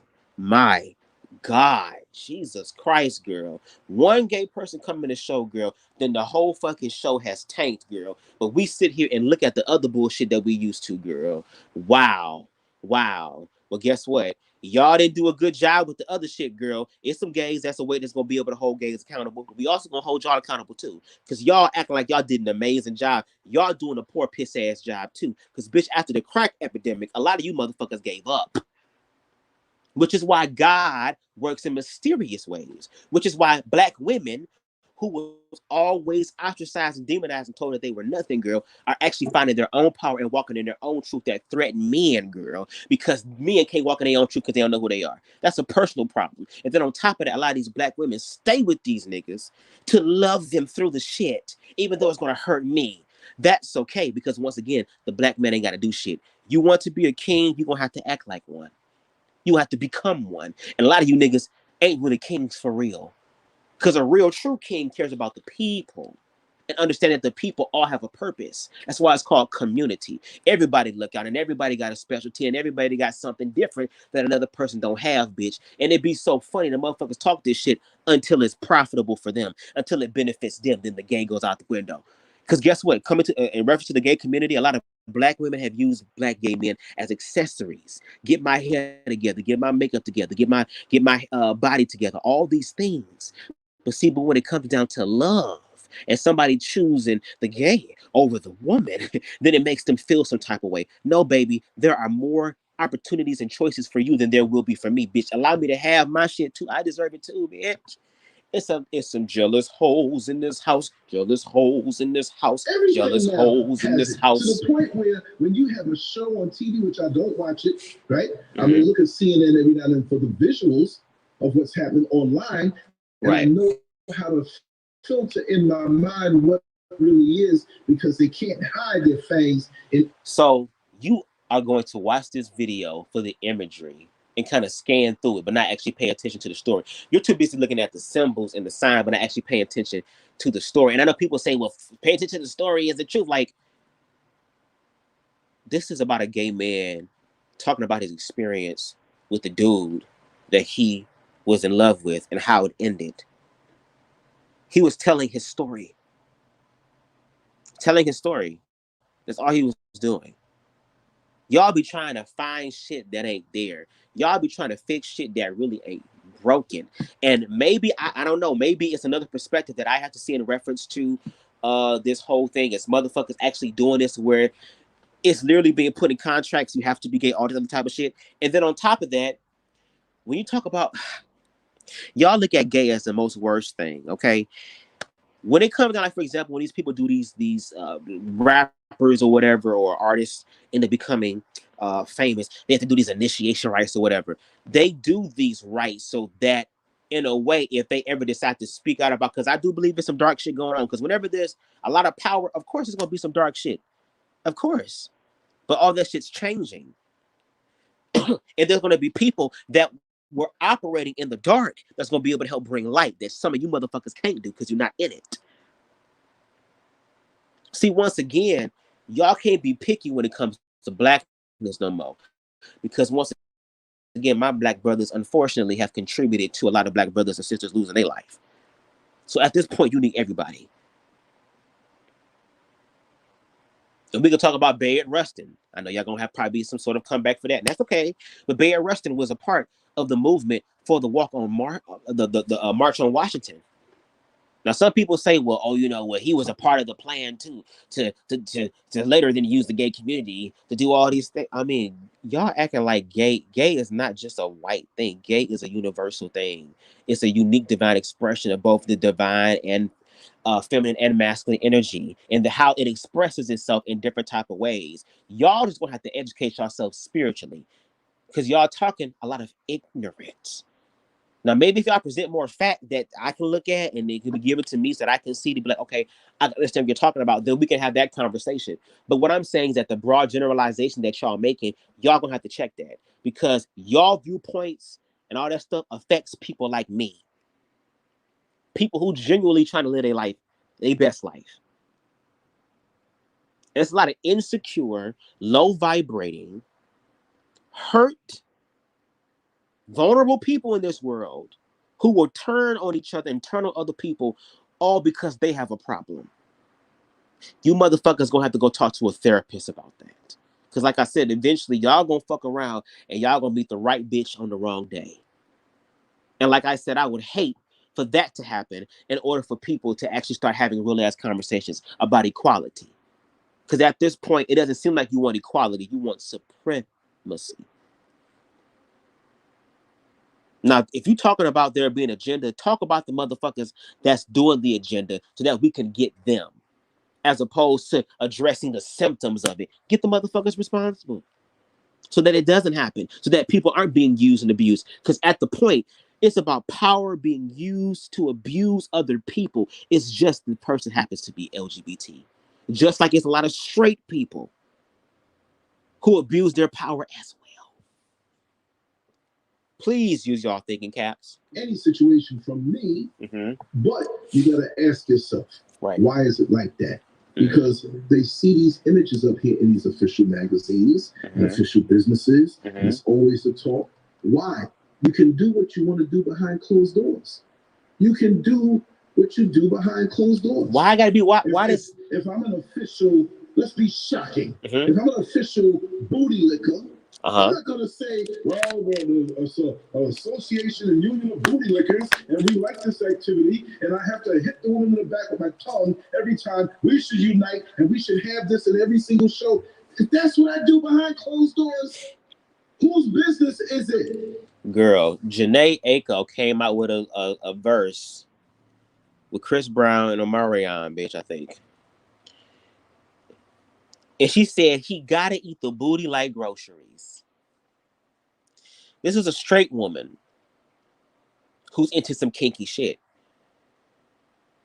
You know how many songs that straight people have made about eating pussy and all this shit and throw baby, like, But when a gay man wants to talk about his sexual escapades, oh, we don't want to hear that. Well, you ain't got to. You ain't got to buy the album. You ain't got to look at the shit. It is what it is. Wow. Whose business is it? Even on a hetero level. I don't go out there and screw and get blowjobs and do this. Hey, I'm straight. I can do this. No. But there are some people who do that. You ain't got to be that person. But I had dudes get in front of my bus when I was driving the bus in Orlando, and they looking at me, and they might have known me while they rode my bus as this dude who throws up this image of imagery or vibe of this guy's straight. They know who's who. These two jokers, one black and one white, got in front of my bus when the light was turning yellow, it was turning green, and they start tongue kissing out. And when they was tongue kissing, and looking to see if I'm pissed off, I was like this. They can take it. They can take all day. I'm getting paid. But why do you have to bring me the shock effect? Why are you angry at me for being at peace with myself, with who I am in my heart? Why? Why the push? I don't know. Well, it's peace of heart. And it seems to me, just if we talk about it, even in the aspect of business, if you have two, you had Playboy and you have Playgirl, right? Right. And if Playboy is for the men and Playgirl is for the women, right. So what happens to your consumer base who buys Playboy, right? Right. And then they happen to open it up and see this. Mm-hmm. From a business perspective, for me, right. Mm-hmm. outside of thinking about an additional agenda, which we know is going on. Right. Wow. Right. But it seemed like to me you would be afraid to lose your core base of customers. Mm-hmm. Because unless they are living a different type of lifestyle. Because if I've been buying this magazine, let's say for 10 to 15 years. Right. And it's just been women. Right. And then you start mixing in other stuff.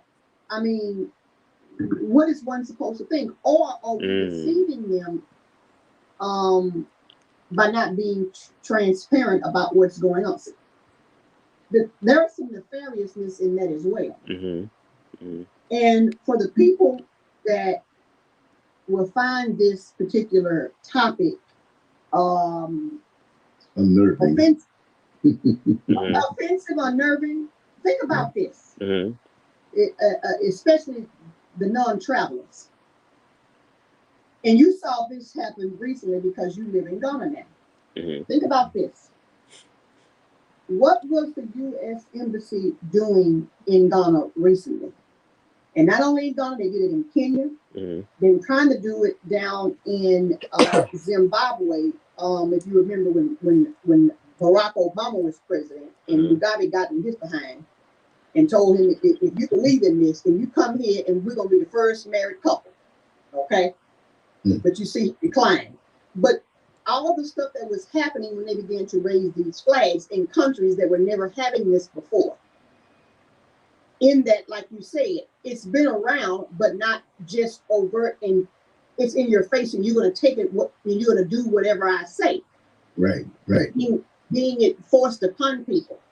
Mm-hmm. People are aware of a lot of things that go on in society that are not as overt as people would want them to be. Mm-hmm. But we know things to be happening.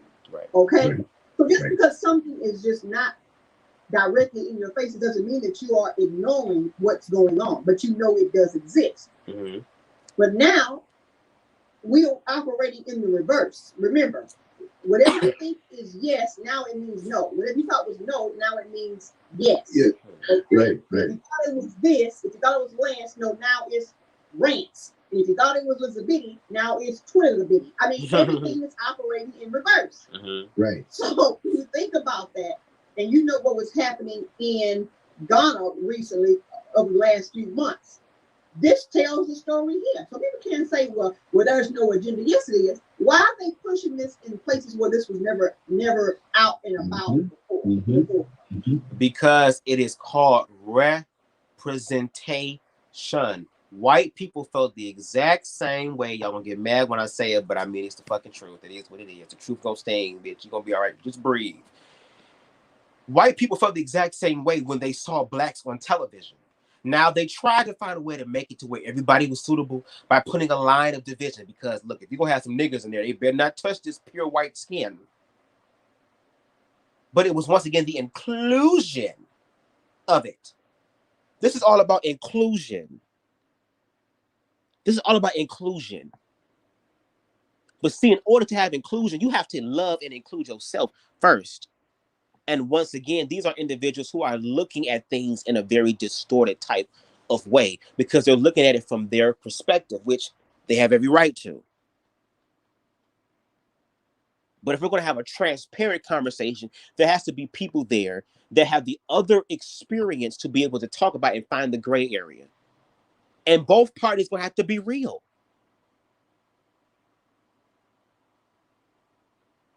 My problem that I have is the broad generalization that you're talking about. And especially in the Black community, it's like, come on, y'all. There are more pressing matters that are taking all of us out. That's going to take all of us out. But I feel like, once again, it's you talking about a distraction, the lines of division. The lines of division are being erased to show that we are all one, or that we're all the same, so that we can learn to grow together. Because gay people are going to be here. We've been here. We're going to be here. We're going to forever be here. It is what it is. And the more that you hate us, the more that you choose to remain ignorant in reference to our experience, the more that we're going to be in your face. Just like blackness is in white people's face, and white people can't seem to escape Black Lives Matter. Yeah, but guess what? And guess what? We're dealing with the intersectionalities of Black lives too. That means Black LGBT plus lives as well. Because like I said before, y'all can't afford to be picky now. You can thank a lot of trap ass niggas for that. A lot of low vibrating, hurt, broken people for that.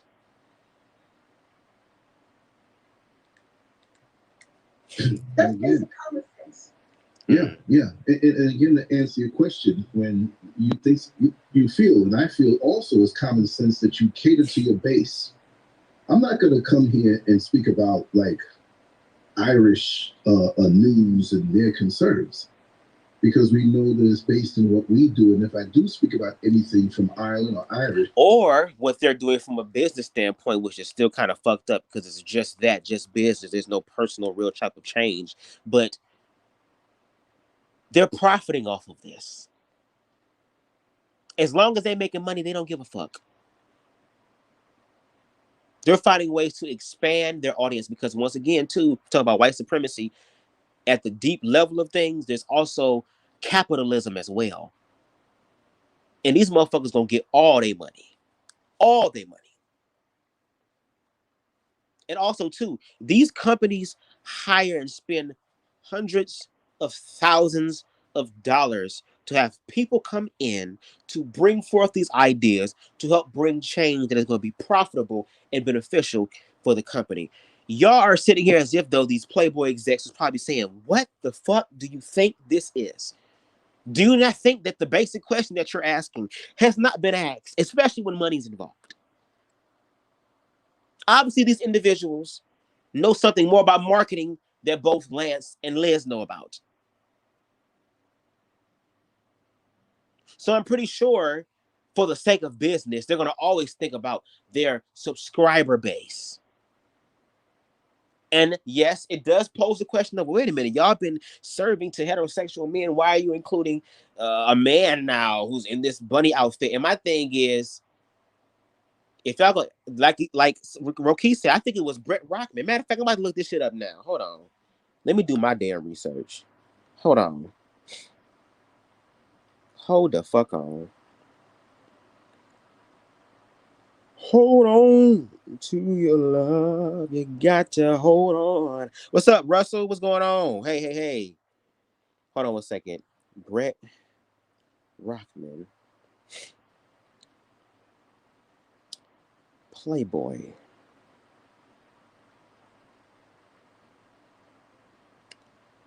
Girl. Playboy magazine. Let me see. I'm typing in Brett Rockman Playboy magazine, and I'm just getting a lot of naked bitches. Let me see. Gay Playboy bunny.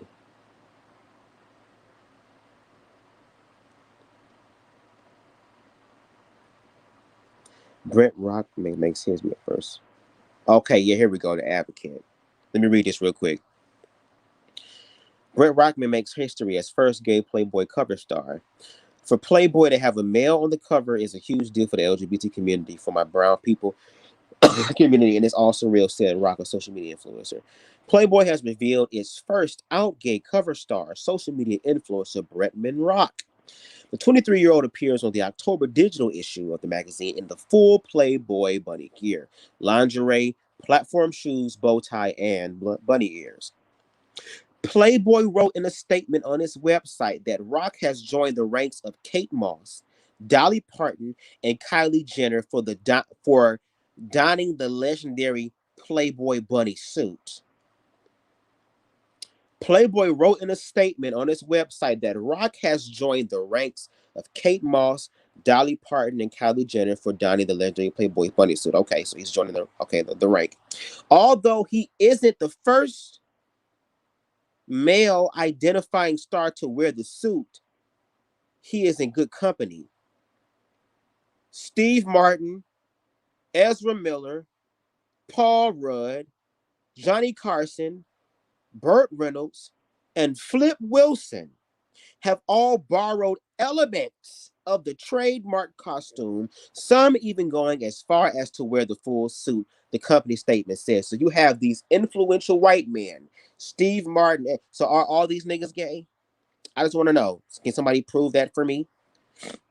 So they all wear the suit. So I guess back then with Johnny Carson and Flip Wilson, they was promoting this shit too. Damn, goddamn. Let's see. What else to say? He's become only the third man to appear on the cover of Playboy following Puerto Rican singer, songwriter, and rapper Bad Bunny and Playboy founder Hugh Hefner. Playboy further clarified to The Advocate that Rock is the first male to appear on the cover in the iconic suit. Okay. And an Instagram post, the magazine, which went fully digital earlier this year, quoted Rock. For Playboy to have a male, okay, we already read that. It's so real. A total, is this even fucking happening right now type of vibe, and I'm so pretty. Rock is known for his YouTube videos and has released a makeup line. The Filipino-American celebrity also starred at MTV following Bretman Rock earlier this year. Okay, he's also a guest star in the Disney Plus rebooted Proud Family. Okay.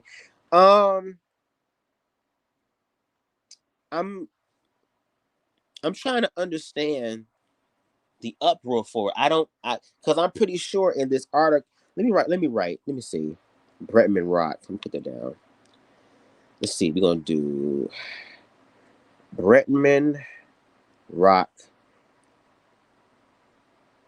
Playboy backfire. Let's see. Okay, let's go to NBC News. I want to see if there's anybody else any opposition to what they said. Let me see. Hold on, I'm looking.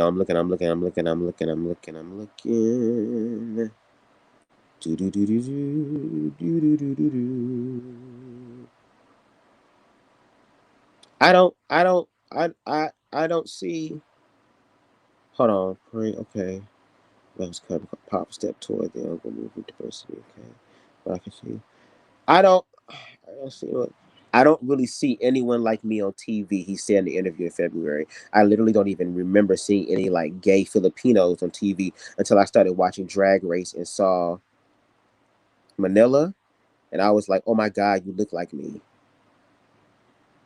So once again, the way that I see this, I typed it in. I didn't see any articles. I mean, if you have any articles that speak about him, any backlash for what he has done, please send it my way so that I can continue to do thorough research. Because obviously, I guess these people on here, my brother Lance and my sister Liz, has information that I guess I'm not wary of.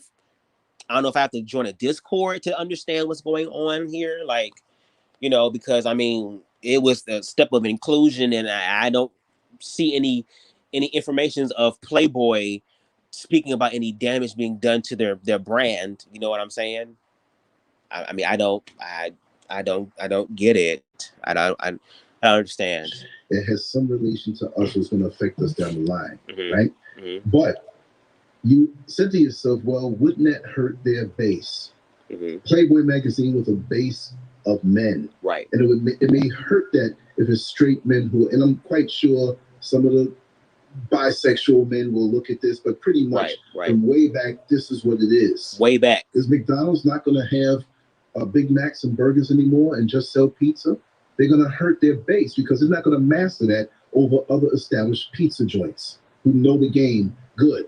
But here's another thing.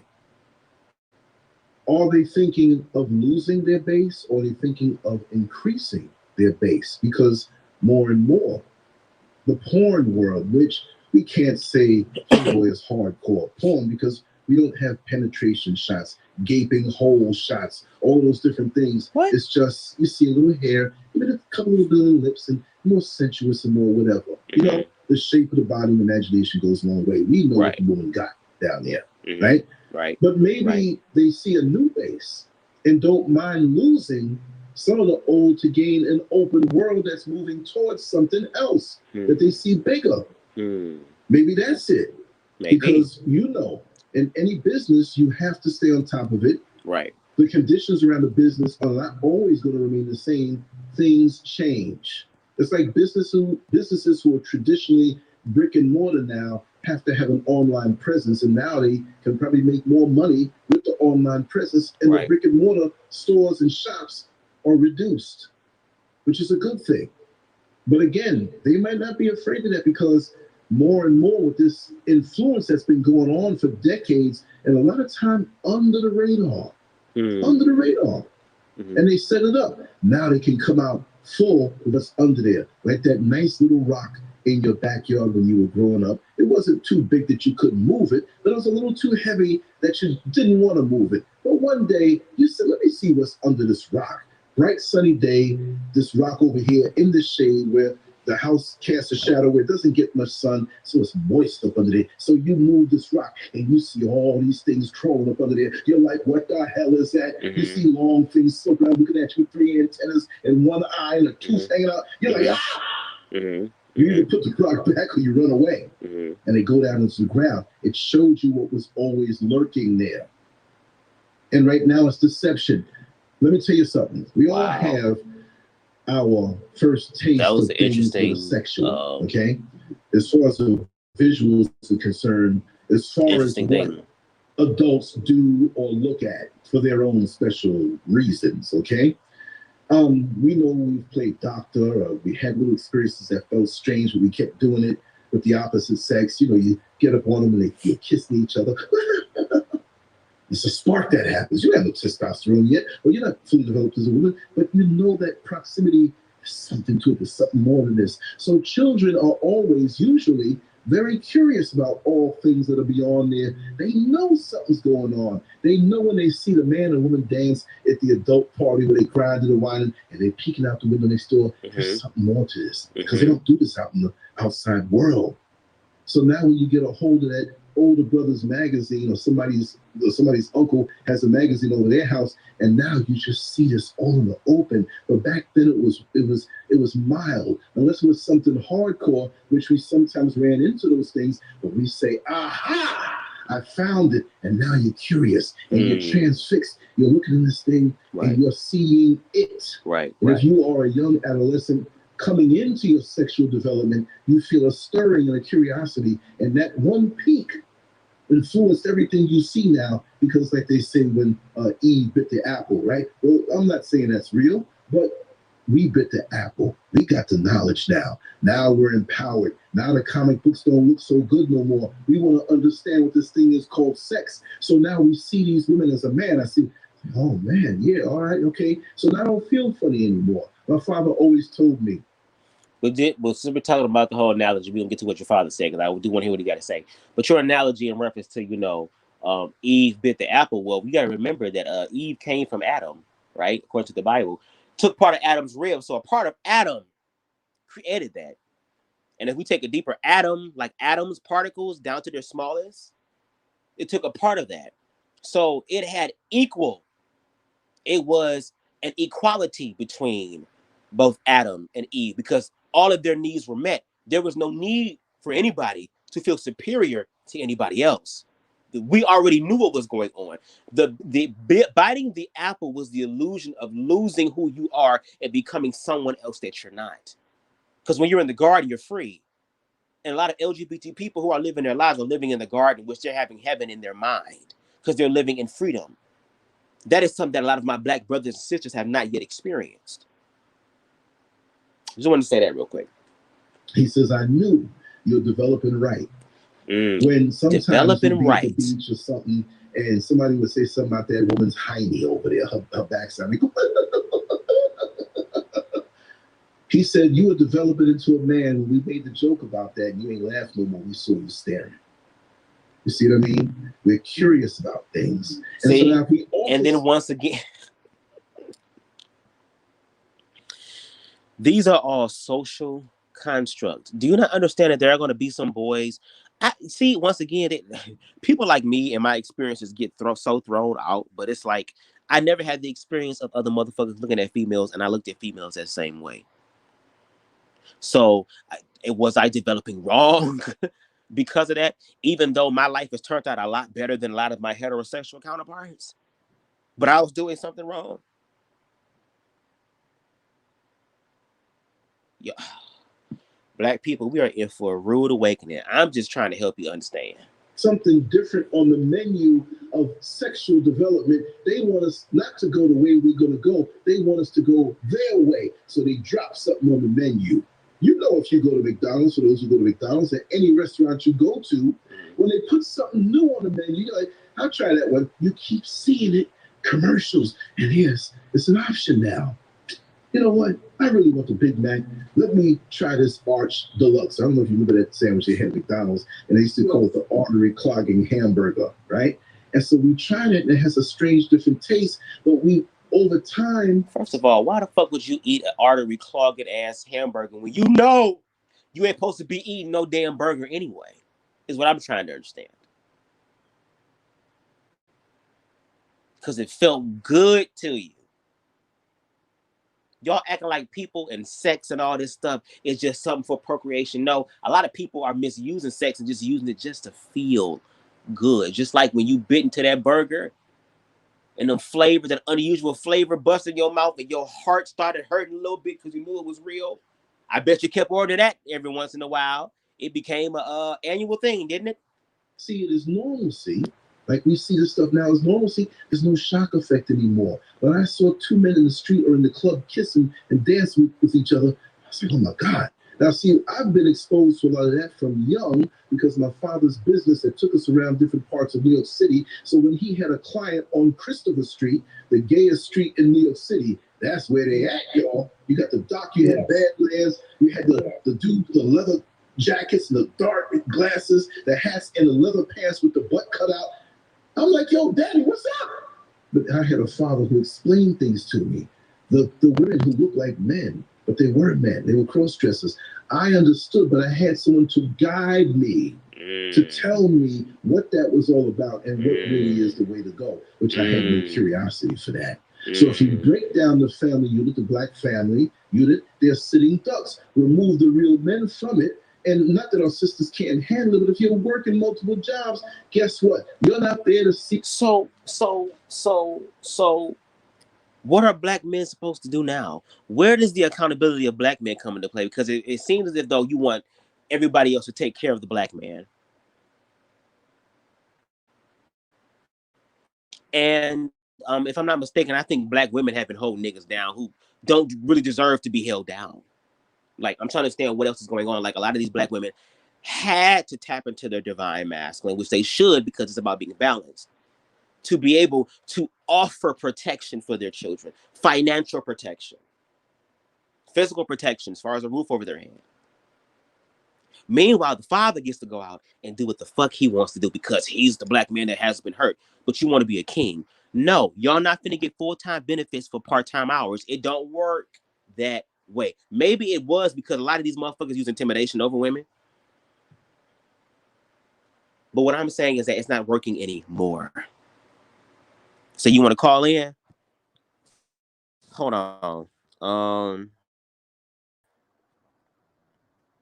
Because if so, what we also gonna do is we gonna listen to this. Because where I'm at now, I'm at 35 minutes. We're gonna go to 45 minutes, and I'm gonna have to come back later on or another time to continue this, or I might not. I don't know. Because I mean, I'm not about to sit up here and listen for 4 hours worth of conversation that kind of sounds the same. Like, I want to know if there's some new information out there. Don't keep saying the old regurgitated shit because it don't work. Let me see. I'm gonna go to, where can I go? Set? No, not settings. Hold on, I'm trying to figure out how to share this shit. And the woo, woo, and the woo. Okay, here we go. Copy the clipboard.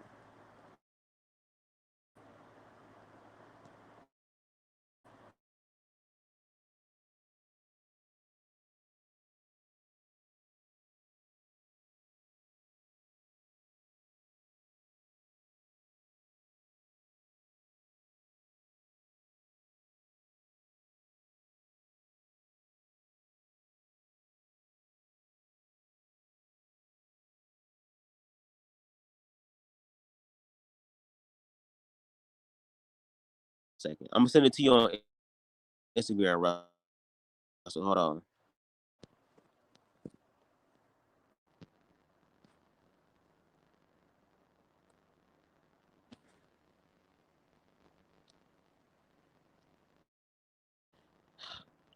No, I think I'm gonna have to drop it down here. Because Instagram is fucking up. Can I even put it down there, Lord? Where is... All right, that's the StreamYard link. So you can come on up, Russell. Hold on 1 second, y'all. I'm gonna let this play, and I'm gonna go ahead and say it. What they're now seeing on the internet. We don't need magazines no more. All we gotta do is say, "What? Oh, you go to RedTube, the YouPorn, whatever." Yes, because I've been to those sites. I know people in the adult industry and things. Oh, you've been on that site. We know. And I go there and I see. We know. And I see more and more in the. They give an option now with what you can see in those thumbnails: straight, gay, bi. Right. And so now they'll throw something in if you choose the straight tab. All of a sudden, you wait. That ain't no woman sucking a man. I look like a dude. They got dudes now with full beards. And I'm like, what the hell? Slip it in there and shock your brain. Maybe you might, even as a grown man, get curious, but the kids damn sure will. Okay, so let's take that. Let's use that as an example, right? I'm trying to hook this up, y'all. Here we go. As an example, right? See, once again, that's why gay people, you need to have gay perspectives too, because that's what's going to bring all this together. I'm coming, Russell. Hold on 1 second. I just want to say this real quick. Here's the thing. Do you not know that there are gay people who literally have heterosexuality thrown in their face all the time to the point to where their lives are threatened? You're trying to equate one video, one thumbnail clip supposed to fuck you up. I mean, when you watching porn, you're not looking at the woman too, you're looking at the nigga too. You want the bitch getting fucked with the biggest dick because you are envisioning that you are fucking her. Because a lot of these niggas ain't got it. I'm just saying. So you're going to try to equate one video, which I understand seeds can be planted, but once again, there has to be a curiosity within that person first to do it. They made the choice and decision to act on that. They can act on that, look at it. It might turn them on, look at them. No, that's not me, bruh. And move on with the situation as if though it was nothing. So you're trying to equate one video to people literally having to conform this way or be ostracized, be exiled, and possibly be murdered because of that. You're going to have to make a stronger argument, sir. It is what it is. Talk to me. So let me ask you this. What's up, Russell? Excuse me. I just really wanted to question a thing that is going on in conversation here, because I've been on both sides of this picture. I have been right. Oh yes. I have been on both sides of this picture. So my question becomes this: is as long as a black man it's not getting identified for being with guys, is it okay that he's with guys? According to me, according to the way they look at it, yeah, as long as you're not saying it in reference to it being validated. Okay. You know what I'm saying? Just as long as you don't want to be praised for it, it's okay. Yes. And that's yes, and that's like just who... Go ahead. No, I was listening. Go ahead. No, go ahead, because I'm about to lose my thought. You were saying what? But I'm saying, so as long as you're not known for being with the man, everything's all good. Because what I've just noticed is that as long as it doesn't get any type of attention, it can go on forever. Yeah. If it ever gets any type of attention, now we want to break it down. Now it's going to have to be something demonic. Now it's the devil. Now it's everything that ain't like God. And now we shouldn't be doing this shit. But these niggas been doing this all along, and nobody has called this out prior to now. So I'm just wondering, like, is it, as long as it lays low key, as long as it doesn't have attention, what is it? Yeah. Because Yeah. me You just said it. me as a gay man, I'm just realizing that I have, as long as I take you casually having sex with me, we're cool. But the minute I don't take you having casual sex with me, or I don't allow casual sex type behavior around me, that starts separating if we're cool or not. I'm saying, like, it separated me and my homeboys because they was cool with sticking a dick in a gay nigga's mouth as long as this nigga didn't have no expectations of them. But the minute that they start leading this nigga up to thinking that they was gonna hang out and they was gonna chill and there was gonna be something outside of sex, and that nigga start hanging around, now shit got different. Now that nigga became my homeboy, and it was not his homeboy that he brought around originally. But because I'm the gay nigga, that nigga is automatically my homeboy because clearly he thirsty for dick, and I'm thirsty for dick too. And I'm like, bruh, don't do that. But see, that's the reality, because in the dark they get to control shit. They get to control how it is, which is why they don't mind you doing things to them as long as it benefits them. Because once again, we're talking about dealing with power here. Right. And a lot of these individuals don't want LGBT people to walk in their truth because their truth has elements that are resonating with them in the dark. So if this person stands out in their truth, now it makes me look at myself.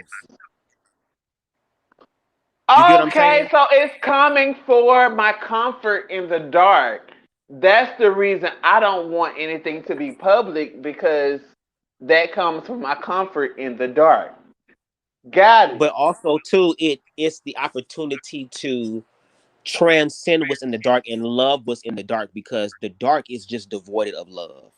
Which is why, like, people, like they were talking about Lil Nas X and all these people who are so explosive, it's always categorized as demonic because they don't have the wherewithal to understand. And we're getting to a point to where we realize that's not our problem. We're willing to, well, actually, it is our problem, because if y'all act ignorant, then, things will be changed. But at the same time, it's kind of like we're willing to have these conversations with y'all, but we're not going to need your validation to live our lives. We're willing to find a gray area, but it's not necessary. And it's so sad because we will be stronger together, united, than we are divided. Because we're talking about the Black community. There are Black people right now that are destroying the intersectionalities of the Black community. Yeah, it might be a small little screw, but put something up together without a goddamn screw and one of them pieces is missing. It'll fuck everything up. So it's like you have to appreciate all of the pieces that are involved in it. And as long as a lot of people have this type of egotistical, righteous ass viewpoint that they're always right and they're never wrong, when it's really based in fear and ignorance. Because see, I wouldn't be doing this video right now for real, if Lance had individuals on the show that were part of the LGBT community to offer balance and bring more context to the conversation, because they're only speaking from a certain perspective. They're not speaking as a whole. And then on top of that, you can't sit up here and try to push all your excuses on a marginalized community when you got motherfuckers in the Black community who are heterosexual that are destroying it more so than gays ever could. So it's like at this point, we have to stop pointing fingers at the shadows and actually walk over to the shadows and see what's in the goddamn shadows. And on top of that, like I said earlier, people can't afford to be picky when it comes to blackness now, because a lot of my Black brothers and kill other Black brothers and sisters. You need the gays now. Okay, well, I would just like to point out something to you that you already know, but I just want it to be pointed out to the world. Okay. Our gayness is okay as long as we're around Black women. And as long as ain't nobody trying to develop an intimate relationship with a Black woman, you can be bisexual, gay, whatever you want to be, just as long as you're not trying to build a relationship with a Black woman. The minute you start trying to do that, that's when you start becoming defaced and defamed, number one. Number two, the other thing is you can have feelings, you can be an individual and be a person until you identify as Black and gay at the same time. That starts separating you from your bros, your homeboys, everything else. The only reason why I haven't had to deal with a whole lot of fight concerning that is because I looked gay from the age of 6 because I have been doing ballet since then. So I kind of had a stamp of gay across my forehead since childhood. So my childhood friends had to deal with me being a faggot, a queer, and all of that. And they ended up being the ones who was fighting my battles more so than me. Because they didn't really like me. They didn't really like being associated with that, but they loved being associated with me because I was the one who was smart enough to pass and have A's in math, science, and English. So, like, yeah, like, I'm just saying, we deal differently based off what asset this person has to benefit our future. That's what I would like us to take into conversation, is that once you have a gift and a calling that makes you a little bit different, it brings you into the light. As long as you in the light, you cool. But the minute you go into darkness, the minute that you go try to live your regular life, nigga, that's when your sexuality and stuff becomes a problem.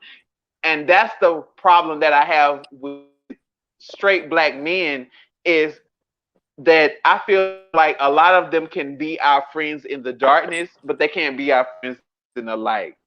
Yeah, absolutely. Because once again, this is about security and insecurity. This is about the time, really, if Black men are really secure in who they are. Because when you sit up here and you feel insecure or feel some type of way around because there's a person of the community around you in your vicinity, and especially not even giving you any energy, and you naturally feel that on the inside, once again, that is your problem. But once again, when it comes to Black men, a lot of us are still healing. We don't even know what being a whole, complete Black man looks like. Like, there's no monolithic viewpoint of what a Black man is. And the only one that I've seen thus far to where I'm like, what the fuck, like I said earlier, was a trap nigga. Because the trap nigga get the money, and he who holds the money holds the power. Well, what are you doing with that power? Because it seems like you're doing more destruction than you are anything life-giving and life-bringing. And that's why I'm saying, like, there are gay people that are going to have the answers that y'all don't have right now. Because obviously y'all don't know. Obviously y'all lost.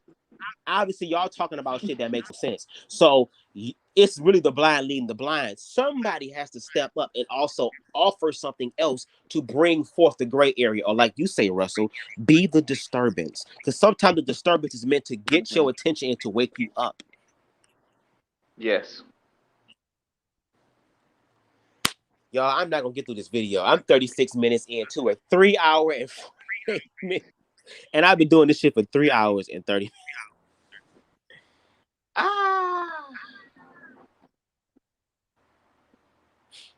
Well, you going ham, bro.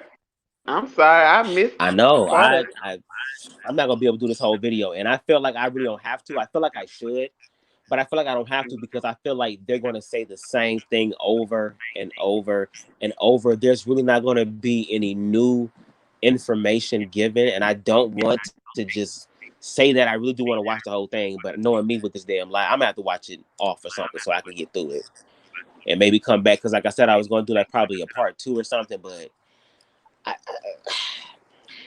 y'all, we got work to do.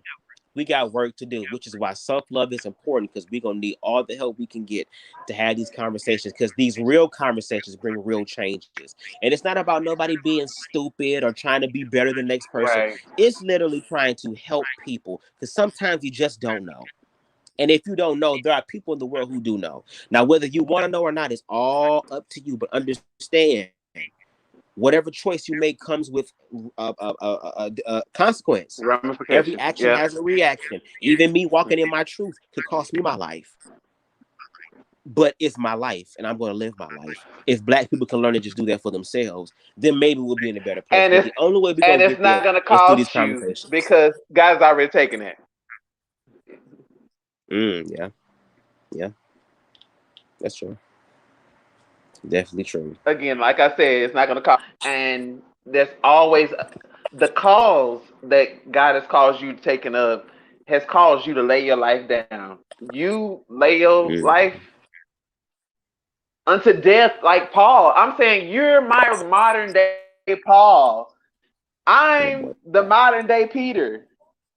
You know what I'm saying? Like, nigga, we Paul and Peter in this current day. And the difference between Paul and Peter in the Bible is more so of how they view other people. And I'm saying at this point, I accept everybody. So I don't have a prejudice, because I did have a prejudice against people who were not churched or who didn't have church in their background. But what I learned through my process is that me serving in church was actually the thing that was drawing people who didn't come to church, because I didn't look like church in my presentation of Jesus. I presented Jesus in a way that looked like 106 in Park. So everybody was with my Jesus, and everybody was interested in my Jesus, even if they were not interested in my church. So I just want to tell other believers who love the Lord Jesus Christ as their personal Lord and Savior and received Him, I just want them to know that you can create such a culture in your life to where Jesus is priority, to where people are questioning about Him and not questioning about your church.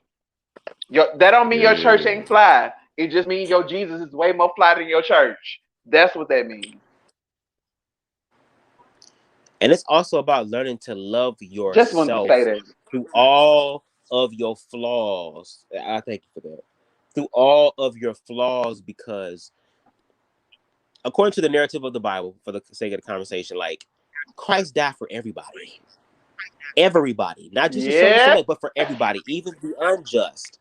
It's just the fact of they have to come into the knowledge of knowing that for themselves. And that's why when you have people who are LGBT walking in their truth and knowing that God loves them, despite what this book might say or what the majority might say, shows a level of courage and love that Christ had. Because once again, Christ wasn't hanging with the religious people. What he did, he was challenging them in their thoughts to think deeper and stop being so surface level and being so beta minded, but actually look into the spirit, cast your net into the deep end. He hung out with the people who were lost because they never was guided anywhere, because if there was no representation of guidance for them. So Christ had to stand and be in the gap to gap that love that a lot of people in the dark didn't have. Like I said, people are afraid of what's in the dark. It's what you create, because even God had to create shit out of darkness, because it was a blank canvas for God to experience itself. And we have that opportunity to do it for ourselves right here and right now, which is why even though they're mad and they're upset and they feel some type of way about Lil Nas X is still living Lil Nas X life. What are you going to do about it? And you shouldn't be looking at it in a way But of, I oh, well, I'm love just mad at him him. because he's, huh? I said, but I love him. Him and Tone gave me so much freedom to do my artistic dreams and my artistic ideas as a gay black man in America. I've never been given permission to be me until they showed up on the scene. Now everybody has to have a And level then, of respect because they don't want to be homophobic. but here's my thing too, like with homophobia, like I think a lot of people innately are homophobic. And they have to be honest Yep. in addressing that, because it's like when you talk about the children or all these other type of things, that's a form of homophobia because their phobia is a fear. And the reason why there's a fear is because there's a lack of information. If something happens in your house and you don't And a know lack what of it is, the first thing understanding. we're going to do, huh? What'd you say? Oh, I know what Russell went, y'all. But it's kind of like if something happens in your house that is quote unquote out of the norm, the first thing you're going to do is you're going to always go into the fear narrative, something scary, something terrifying. That's just innately in us. We have to work through the fear to understand. But then as black people, we want to sit here and have other people understand us as being black. But we're not willing to give that same energy to other people because it's like, well, they ain't giving it to me, so why I'm not giving it to them? Give anyway, because that's how you bless on the back end, on the bigger spectrum of things. Because, like I said way earlier in this conversation, white people will not be able to be able to survive 1 year of what the fuck we've been through as people. They would break immediately. Hell no. Especially when you have 400, 500 plus Many times years over. of privilege and you ain't got to worry about shit and life will always be good for you and your life is taken care of and you ain't got to worry about mommy and daddy and you ain't got to worry about daddy or mommy and you ain't got to worry about money and you ain't got to worry about your life and all this stuff and everything's pretty much taken care of you. Yeah, having a radical shift from having it all to having nothing or having less than, people will kill their damn selves. As opposed to learning to love themselves. Because when you love yourself, no matter where you're at, you're going to always Whether you're choose high or to be low, okay. You Janelle may not Monáe. feel like it. Yes. You ain't gotta. You have a choice too. Like that's what people think. When bad things happen, it's always assumed, oh, it's a bad thing. No, there's always a choice for another alternative too. The question is, do you believe? And I believe in myself. And I'm sorry, I'm living my best life. Woo! I'm not gonna live. I spent the majority of my childhood and some of my adult years pretending to be somebody that I'm not. I'm not doing it anymore. I only have one life to live. I am 30 years old. I'm not about to be going 30 plus years living the same way I did. It's different. You ain't got to accept, agree, condone. Like it's not necessary nor is it required. But one thing that you will do is you will respect me. Now, if you want to talk shit, bitch, you can talk shit because those are words. But what people don't understand is that these words, to my influence people to go out and hurt other people. And I'm just saying, I'm not going to be a victim. And like I said, a lot of times y'all gonna catch the right bitch on the wrong day. Lord. But I just want to point out something to you, Bubs. Like I don't think that you know what you have. I think that a lot of what you have, you just think that you just innately got from your journey, your experience. And I don't discount what you got from those Right. experiences. But at the same time, there was a level of anointing that you were born with that nobody can deny Yeah. or anybody can mistake. Because you were called Hey. to bring people into the knowledge of the truth. Number one. Number two, Mhm. you were called to bring us into wholeness, into healing and restoration, inwardly and outwardly. Third thing is you're called us to bring us into wealth, which is the magnitude of who we are along with what we have to bring and to offer that is unique to the marketplace. So you've been Mhm. anointed for the marketplace, you've been anointed for our origin, and you've been anointed for our history. So that tells you that God has anointed you for past, present, and future.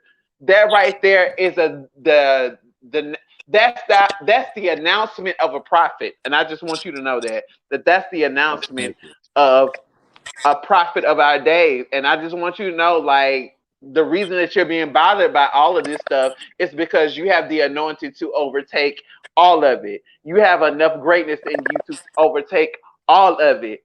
But you have to teach us in practical how to do that in our daily steps. Yeah, thank you for that. I really do.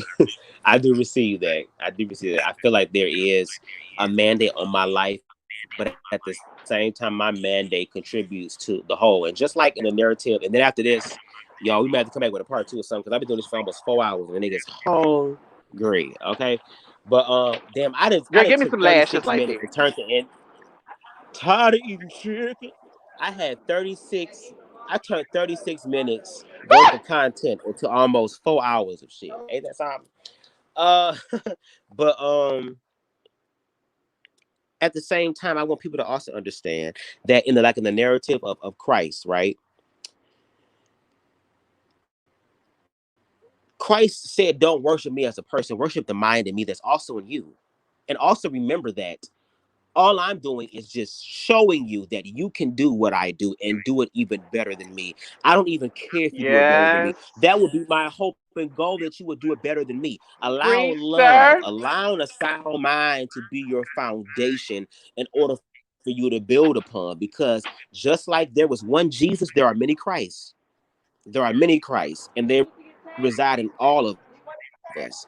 There's a book of Russell. There's a book of BubzDaGawd. There's a book of Conscious TV. There's a book of so many people. It's about us. That's why the Bible was nothing but an amalgamation of stories put together in order for people to constantly be reminded that no matter who you are, no matter what you've been through, no matter what you've done, what you're doing, and what you're going to do, that there is always a level of redemption within you. The question is, do you believe in that Yes. redemption?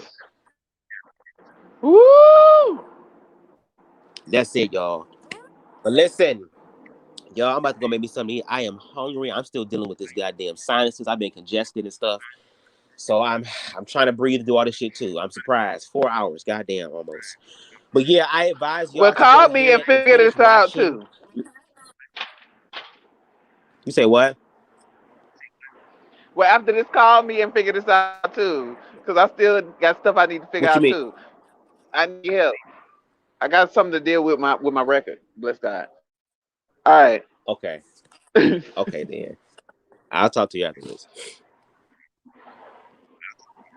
But listen, Sorry. y'all. Let me see. But listen, y'all. I would suggest that y'all go ahead, go over to LanceScurv and watch the video. The emasculation agenda of the black man continues. Like I said, I'm 36 minutes in. I'm probably going to watch the rest of this later on tonight, if possible, if I have the energy to to do so. Because it's 4 hours, and I already did 4 hours worth of stuff. So but just to hear the whole thing, I don't want people to think that I'm taking things out of context because you didn't watch the whole thing. But at the same time, it's kind of like these conversations we've heard so much, and it's kind of like, okay, can we hear something new? Can we have a new way of having these conversations? Because the old ways ain't serving. The old way of thinking really hasn't really contributed to a lot, honestly. And it's like, I understand that y'all have the intention to do it, but if you don't have the right way to use that intention, you're going to be destructive in the way that you're doing it. And I feel like this conversation, from what I've heard thus far, has been very, very destructive to the intersectionalities of blackness, which do include LGBT plus people. I mean, we're part of the experience. We're your brothers and your sisters. Learn to love us past our sexuality, just like you want white people to love you and accept you past your blackness.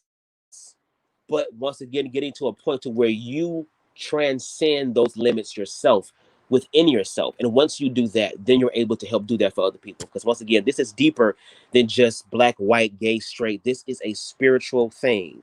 And we have to look at it from a spiritual perspective as well, which I think we're missing. But anyway, thank y'all for watching. I really appreciate it, y'all.